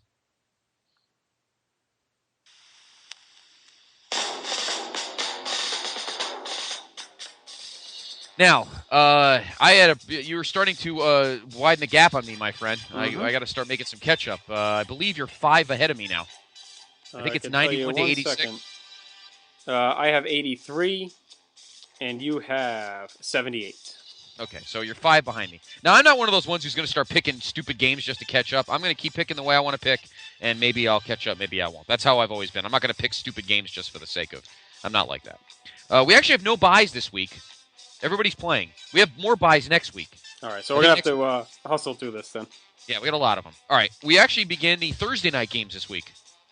The Thursday night games start, so tomorrow night or tonight, depending on when you listen, the first game on NFL Network from Qualcomm Stadium in San Diego, where the Chargers, and give me a little props. This isn't the one I'm gonna pump my chest about, but give me a little credit. Yeah, they hung. Close. They definitely did a lot better than I thought they were gonna. They hung. The Chargers hung around. Hey, but well, you know what? They played with some fucking passion for once. The team usually seems like they're playing like robots out there. So for once, they played with some heart and busted their ass to try and win that game, and it shows. Yeah, so they lost a tough one to the Packers, who stayed undefeated. Chargers host the Oakland Raiders on Thursday night. And how's that Carson Palmer trade looking now? I'm sure they're really glad they mortgaged a future for this fucking stiff. Yeah. Losing to Denver at home is just atrocious, and they're going to go into San Diego and get smacked around. I think so. I agree with you. I like the Chargers too. I think maybe even in losing, I think the Chargers found a little life that their heart's beating, and they're in a 3-way tie for first. And I think they're going to take advantage. So I agree with you. I like the Chargers at home as well. All right, let's go to the Sunday games. We've got, let's see, 1, 2, 10 at 1 7 1 o'clocks. Oh, a lot of 1 o'clocks. 10, wow. 10 1 o'clock games. 10 1 o'clocks, 3 late games, 3 4 o'clocks, the 1 NBC, and then the Monday night game. All right, we begin at games this week. Yeah, there was a lot of tough games. Games involving 2 good teams and a lot of games involving 2 crappy teams, too. We'll begin at Lincoln Financial Field in Philadelphia, where the Eagles, who got stunned on Monday night, at home by the Bears. I still think this Eagle team is not very good. I know they. No, that might have been their nail. They have their Super Bowl basically at this point, or season on the brink next week on Monday night against the Giants. Sunday night against the Giants. That is going to be their make or break game. For right now, though, God, I'll let you set the game up. Yeah, well, again, but this is an easy one. The Eagles host the Arizona Cardinals, who did win an exciting game last week, but they did play the Rams, and it did have to go to overtime. This is a game I think the Eagles win. They're at home. No Cobb. I can't see them. No Cobb. I don't even know who this Red Skelton guy is, or the hell his name is. Walking around doing way to date yourself a little. I had to do it. Come on. There's no other Skeltons I know, for Christ's sakes. But you should anyway, know any. That's the point. I know. All right. So anyway, the Eagles win this one easy at home. Yeah. Okay. Next up, we go to Bank of America Stadium in Charlotte, where the Carolina Panthers host the Tennessee Titans. Interesting game here. I'm going to take the Panthers at home. I like Cam. I'm on the Cam bandwagon. They're actually favored. Tennessee has struggled. They're can't score. They can't score. Yeah, they can't score. The defense is looking a little tired. But this has been a very inconsistent year in the NFL, and there have been people on a lot of talk shows talking about how just picking games has been practically impossible. Mm-hmm. This is a game where Tennessee could show up and win. Who the hell knows? But I'm going to take Carolina. I like Cam. When that kid's got confidence and when he wants to throw the ball, and the Panthers seem to be wanting to play for him, their offense looks pretty good. So I think they'll score some points. I think they'll win this game. I take the Panthers. Yeah, after losing Kenny Britt and Chris Johnson's done nothing. I mean, their Tennessee offense is just abysmal, and I like Carolina here as well. I think they come back off their bye refreshed. I think they pick up a win, and I think they're going to finish the season kind of strong. I mean, I don't think they're going to sniff a playoff spot, obviously, but I think they'll finish with some pride. All right, we move on to Raymond James Stadium in Tampa, where the Buccaneers host the Houston Texans. And this is I always talk about that, I need to pick the Bucs. I think they're going to do well. I don't like them in this game at all. Houston is finally looking like, they're looking at the rest of the teams in the division and going, all right, this is our chance to really take control of this division. And I mean, although this could be a trap game, Tampa looked tough last week in losing on the road at New Orleans, but I'm going to go with conventional wisdom. I think Houston will win this game on the road. I think their offense is looking really good. They got a nice setup running the football. I know Andre Johnson hasn't been playing, but it seems like they're scoring points anyway. Defense has actually looked a little much tougher, particularly in the secondary. I'm going to take the Texans on the road. All right, I'm actually going with your Bucs here. Okay. I think it is a trap game for Houston. I think they can waltz to that division when they're looking at it right now, and I can see this being a little bit of a letdown on the road, as opposed to where Tampa really, really needs this win right now if they're going to have any chance at the playoffs. I think they know it. I think it's a winnable game for them. I think Houston's good, but I can just see them having a letdown. Matt Schaub has not played well at all, actually. That's all been Arian Foster and Ben Tate in the running game carrying that team. So this is a toss-up to me, but I like Tampa at home. I think they steal this one. Okay. So we split on that one. We stay in the Sunshine State.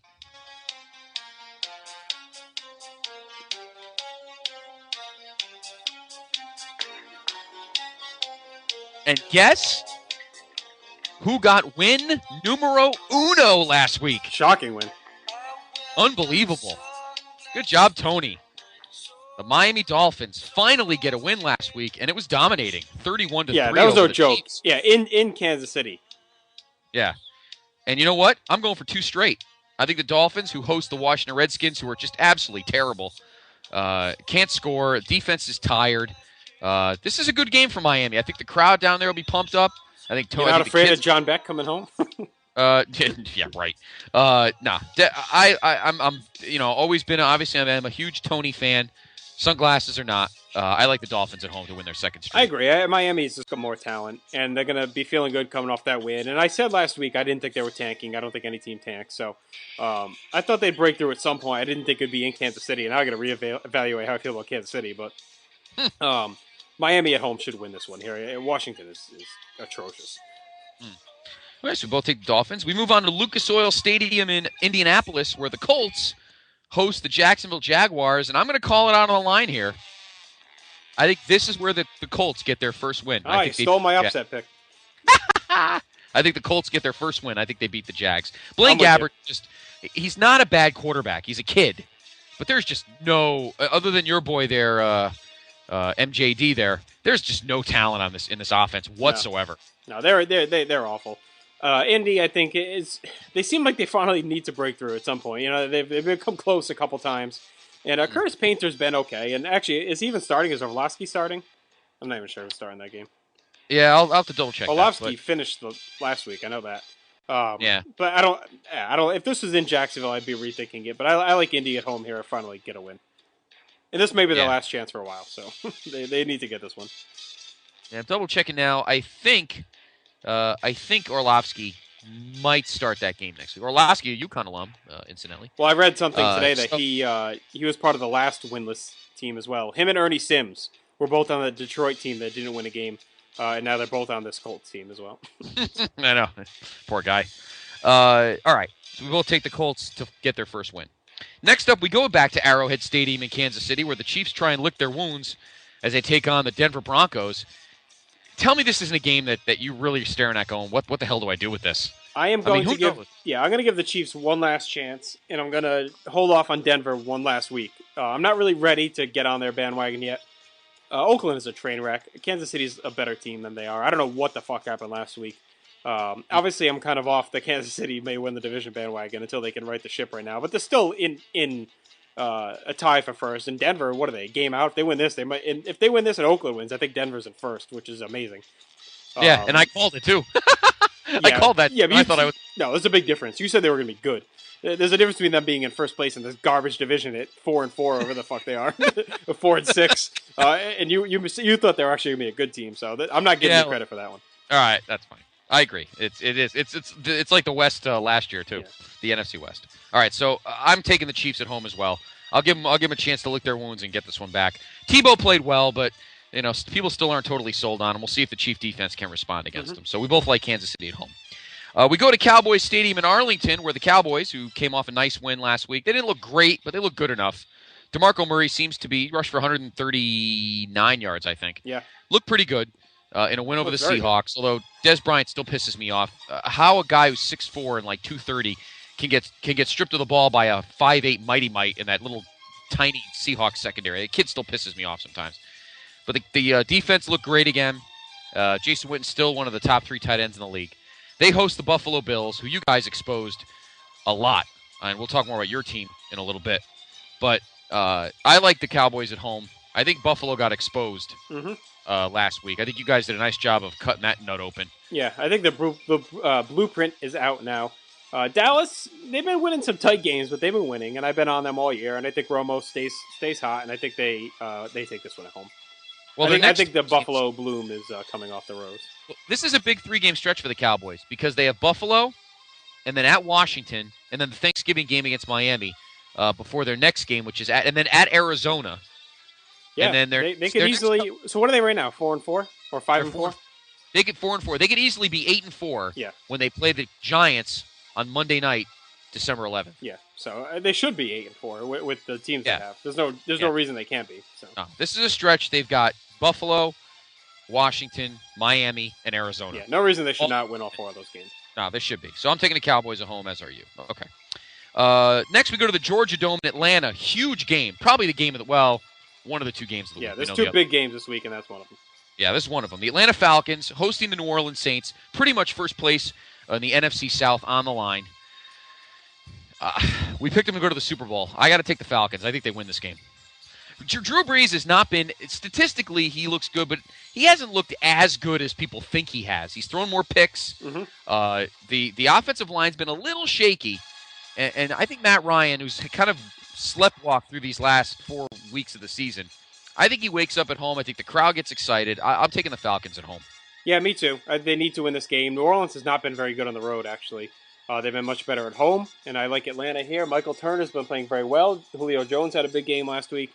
I think Atlanta needs this win. I think they're going to play very hungry in this game, and this is a huge game to determine this division because if New Orleans wins this, they pretty much lock things up, I think. So yeah, Atlanta, are they tied right now? What's the deal with them? I think the Saints are up by a half game. Okay. I don't think the Saints have had their bye yet. So okay, and the Saints beat them the first time, right? Yeah, the Saints have their bye next week, so they have a half game lead on the Falcons right now. And they beat them once already, right? And they beat them once in the Dome. Okay. So all right. So they need to. Atlanta really needs to win this game. I think they get it done. Okay. We have 2 really great games on the docket this week, and then we got this game. Oh. We go to Cleveland Browns Stadium, where the Browns host the St. Louis Rams. You know what? I don't know why I'm doing this, but I'm going to take the Rams on the road. Yeah, me too, buddy. I'm done with Cleveland. I love their uniforms. I love the orange pants, but they're terrible. Bad. And Nicole McCoy has not been good. And no. The Rams, they're not that bad. They have the talent there. I don't know. They just got off to they had a tough early part of their schedule. They got a lot of injuries too. Yeah, they were riddled with injuries, and now Mark Clayton's back. Bradford's back, so I think they go into Cleveland. I think they can win that game. They had a hiccup. Arizona basically had a freak win, blocking a field goal and they get a punt return to win that game at home. I like St. Louis here to pick up the win in Cleveland. Okay. The final 1 o'clock game takes us to Paul Brown Stadium in Cincinnati, where the Bengals, who have won 5 in a row for the first time since they went to the Super Bowl in 1988 with Boomer and Ickey Woods, the Ickey Shuffle, taking on the Steelers, who got stunned on Sunday night. And I won't say now. Or you're gonna wait. You're gonna wait. No, I'm gonna wait. I'm gonna wait till it's actually the next game on the list. Right. I'll wait. But I'm actually, you know what? I like Andy Dalton. He's had a great year so far. But this is one of those blood in the waters kind of thing, like the wounded animal. I'm taking the Steelers. I think it's a game they have to win if they're going to hang around. Yeah, this is a definite big boy game. And I don't think Cincinnati's there yet. I think they have a lot of promise. I think they're going to be good. They have a young stud quarterback and a young stud wide receiver in AC Green.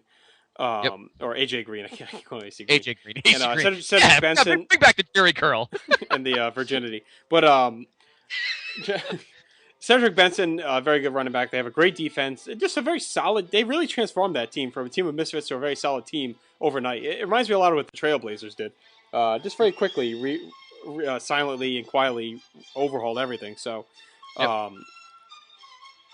yeah, I like their future. I don't like them in this game, even though they're in Cincinnati.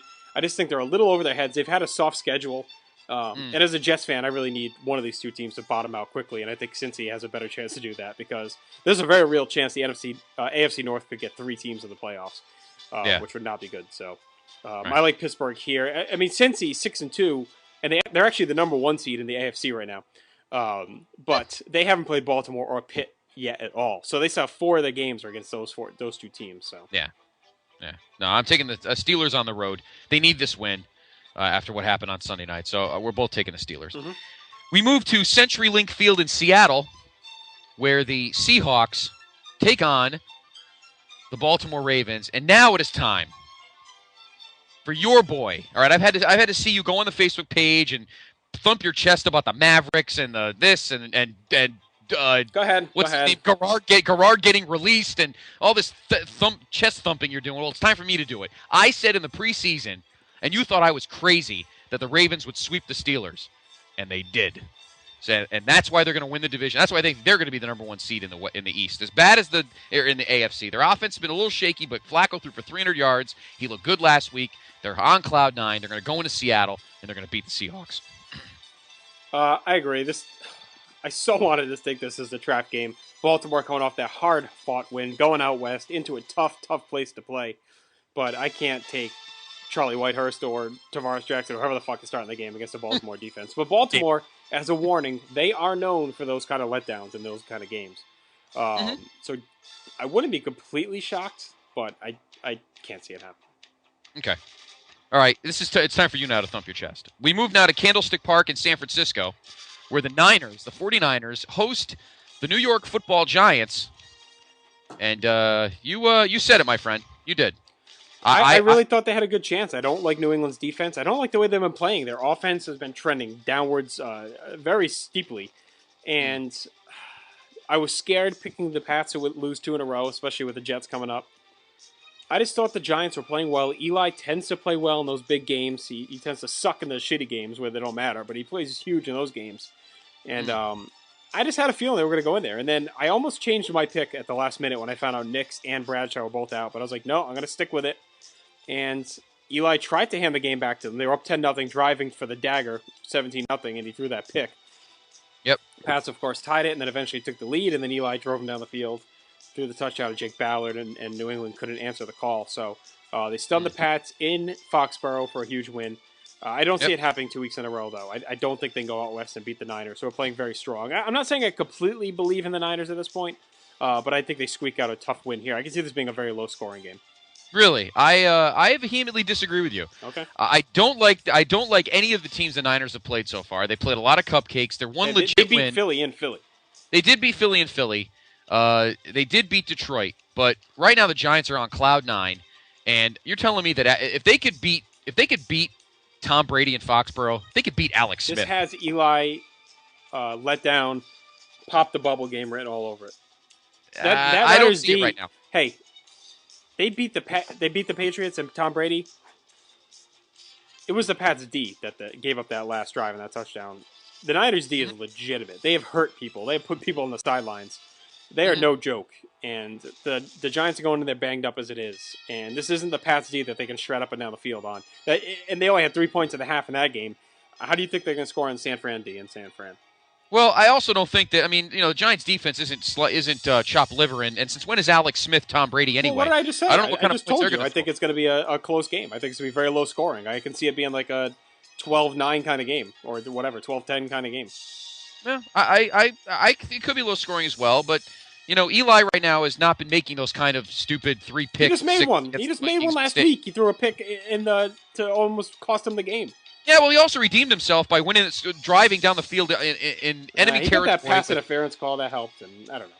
Look, I'm just saying he did it against. Don't thump your own chest thump, okay? Yeah, the Patriots statistically. Well, this is why I picked them, because the Patriots statistically have the worst defense in NFL history right now, and that's a lot different than going against the number 1 ranked defense in the 49ers at San Fran. I'm just saying it's going to be tough to go back across the coast and take on a team that's playing with a lot of confidence right now, that's been destroying quarterbacks and running backs to the point they're basically clubber-langing these other teams right now. Excellent. Nothing hurts. Nothing's better than a good Rocky analogy. You know that here on the place. So I mean, they're putting guys on the fucking shelf. So okay, all right, I'm good. I'm glad we got a nice headbutt here. All right, you like the Niners at home. I like the Giants' confidence right now.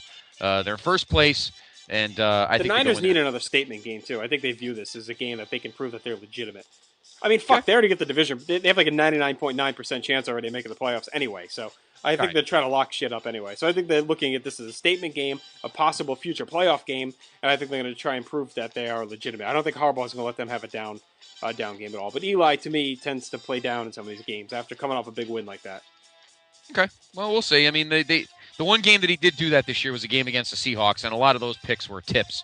So we'll see. All right. I'm not saying he's going to throw 10 picks. I just don't see them moving up and down the field that easily on this Niner D. All right.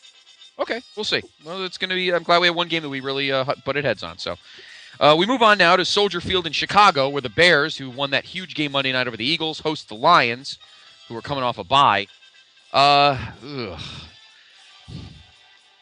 can't see the Lions winning this game on the road. No, I'm taking the Bears. Yep. I think their defense is hitting hard. They're playing with some big confidence right now. That division suddenly, well, not that division because you still got the Packers. The wild card is up. The wild card is still wide open in the NFC. And I think, as much as Jay Cutler sometimes is a pain in the ass, when he wants to actually play well, he seems to step up. And when he's getting the time to throw, he's yeah. Well. And the Lions are in this weird, uncharted territory now where they don't know whether they're that good or maybe they are good or I don't know. I don't like the Bears in this. I don't like the Lions in this game at all. I'll take Chicago. No, Chicago coming off that win in Philly was humongous. So I think they carry that momentum over. Okay.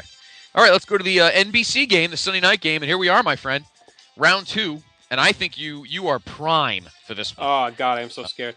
I'm alternating between being excited and scared because this can go one of two ways.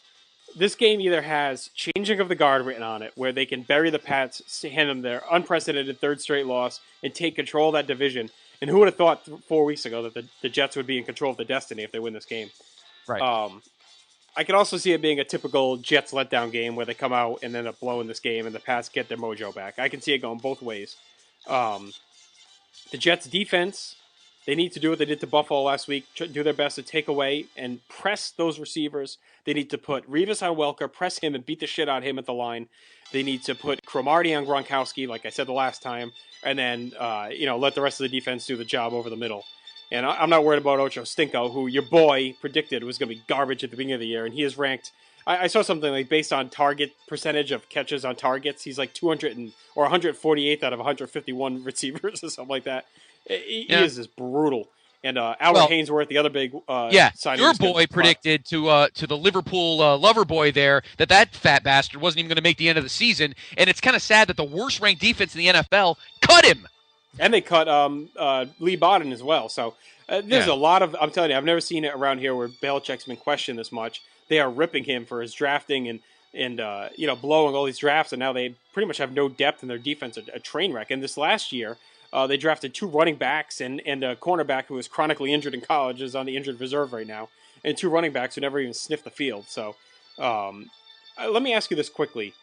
And I actually asked a few people at work this question, and my brother-in-law as well. Do you think the Patriots wasted Brady's prime years over these last few years with their stupid draft philosophy, trading down, loading up on these low-level guys instead of trying to get elite weapons? And I don't count Randy Moss because he fell in their lap. So Oakland basically gift-wrapped them. It's not like they went out and paid through the nose for a big-time elite weapon. You're telling me they couldn't use a Julio Jones right now? Or one of these other major weapons that have gone in the previous years in the draft, or a pass rusher? If Julio Jones was on the Patriots, they'd be undefeated right now, and they would be the easy lock to win the whole thing. Even Torrey Smith, the kid from Baltimore, Somebody couldn't use him, or Mike Wallace last year. I mean, there's so many guys that they've missed on, and they keep just trading down. And Belichick, great coach, Hall of Fame coach, maybe not that great of a GM. No, they that 07, ever since the 07 team, the Patriots seem to have sold off all of their gut offensive weapons. What, you're not going to win a Super? I'm sorry, and you know what? EEI and Rotel and all these guys, you're not going to win a Super Bowl with Danny Woodhead and Wes Welker as your main offensive weapons. I'm sorry, I think they're showing. I think we're being proved this year why the Jets let Woodhead go. I mean, it looked bad last year, but now you look at it, and Joe McKnight's been such a big part of the Jets team, and he's the reason they let Leon Washington and Danny Woodhead go. And this is your game to win. You need to take this. Oh, they have Sunday to. Night. I mean, Rex is even saying they need to have this game. And if you lose this game, you're in trouble now because the division's pretty much gone because you've lost 2 to the Pats. And the wild card could be in trouble, too, with the way the Bengals have been playing and these other 3 AFC North teams. So you win this, you put the Pats in that position now where they already have 2 division losses, 1 to the Bills, 1 to the Jets. And, the Jets would be 3-1 in the division. And looking up with another game still with Miami, and then they go into Denver next week. So they got a couple games they could win coming up. So they need this win. I'm going to pick them obviously, but I am very scared. The last thing I need right now is a Patriots win. But I think the Jets can do it. I hope they attack with the passing game. I hope they don't just try and run and over and over like they did and have all those 3 and outs like they did in Foxborough. And if you look at the Pats, They have a very good chance where they could have a much worse record because they probably should have lost that Jets game, and they definitely should have lost the Cowboy game. And then of course they lost the Steelers, and now this past week as well, so to the Giants. So they're a team that's obviously limping into this game, and the Jets have to smell blood and see this as a chance to really knock the Patriots back a notch in this division and finally become the team in that division. Yeah, I think so too. This is a game that you guys need to win, the Jets. If this game was in Foxborough, I don't know if you'd want to face the wounded animal, but they got to limp into your building. Mm-hmm. And I read an article in the Daily News today telling Jet fans, get off your asses Sunday night and make that place loud. Use the home field to your advantage for once. Get that fireman Ed guy and those other obnoxious guys in the first 3 rows. Bang that shit and get them all pumped up. All right? Freak that place out. They really need to hit Brady quick early, too. They need to get him on his ass early because that's when he gets rattled and gets fucked up and starts throwing all over the place. They need to hit these guys that play physical. The Pats do not like to be hit, the receivers or the quarterback. Yeah. One more game, obviously the Monday night, and we took a lot of time with the Jet game because this game is an easy pick. Yeah. Monday night at Lambeau Field, the Packers are going to blow out the Vikings, and that's pretty much the end of that. So Vikings will stay. The Packers will stay undefeated for another week. So, by the way, that's my lock. My lock game is the Packers over the Vikings, and my upset pick is the Colts winning their first. I'll take Baltimore as my lock, and I'm taking the Colts as well as for the upset. Okay. All right. There's your Week 10 picks. Hope you enjoyed them, and that wraps up the rundown. There is your cornucopia of Fun and Games headline show. We hope you enjoyed it. I feel we had a lot of analysis. We're very cerebral in episode 80. Yes. Talked about the character of John Cena, the pathos of the Rock's promos. Yeah, I think we had a lot of good stuff. We went pretty long, so we'll wrap up, but. I hope you guys enjoyed the show. It was a lot of fun to do. We had a lot of, like you said, a lot of interesting and intelligent discussion, I thought, in this one. Not to pat ourselves on the back. We hope you enjoy it. Comment on the Facebook page, of course. Thank you for coming out in force for the Asshole Week. That was some good stuff. Yes. But we also want you to come out in force for our next podcast, episode 81, which will be this weekend. V Squared, SummerSlam 1994. We finally get off I-95 and go west a little bit. Yep. And sorry, no Art Donovan audio this week. Sorry. No, but I will have that thread up tomorrow for your thoughts on that show. We're sure we'll be recording Friday night. Next week we'll be back with the headlines. We'll have our live reports from Raw and SmackDown. And then next week there'll be no Vintage Vault because we're going to do the Survivor Series Listomania. But we will be back next week with the Vault the week after that. And then, of course, also, as we mentioned earlier, we're going to start putting up a thread for some video game questions. Because we're going to have a special podcast with Stevie Richards. He's going to come on and talk about the new Batman game. We're going to talk about the new WWE game and whatever other stuff is out there as well. So he already been talking to him, and he's interested in coming back on to talk with us. So that's cool. So we're looking forward to that. And again, thank you for listening. Have a good rest of the week, and we'll talk to you next weekend with the new Vintage Vault. Peace.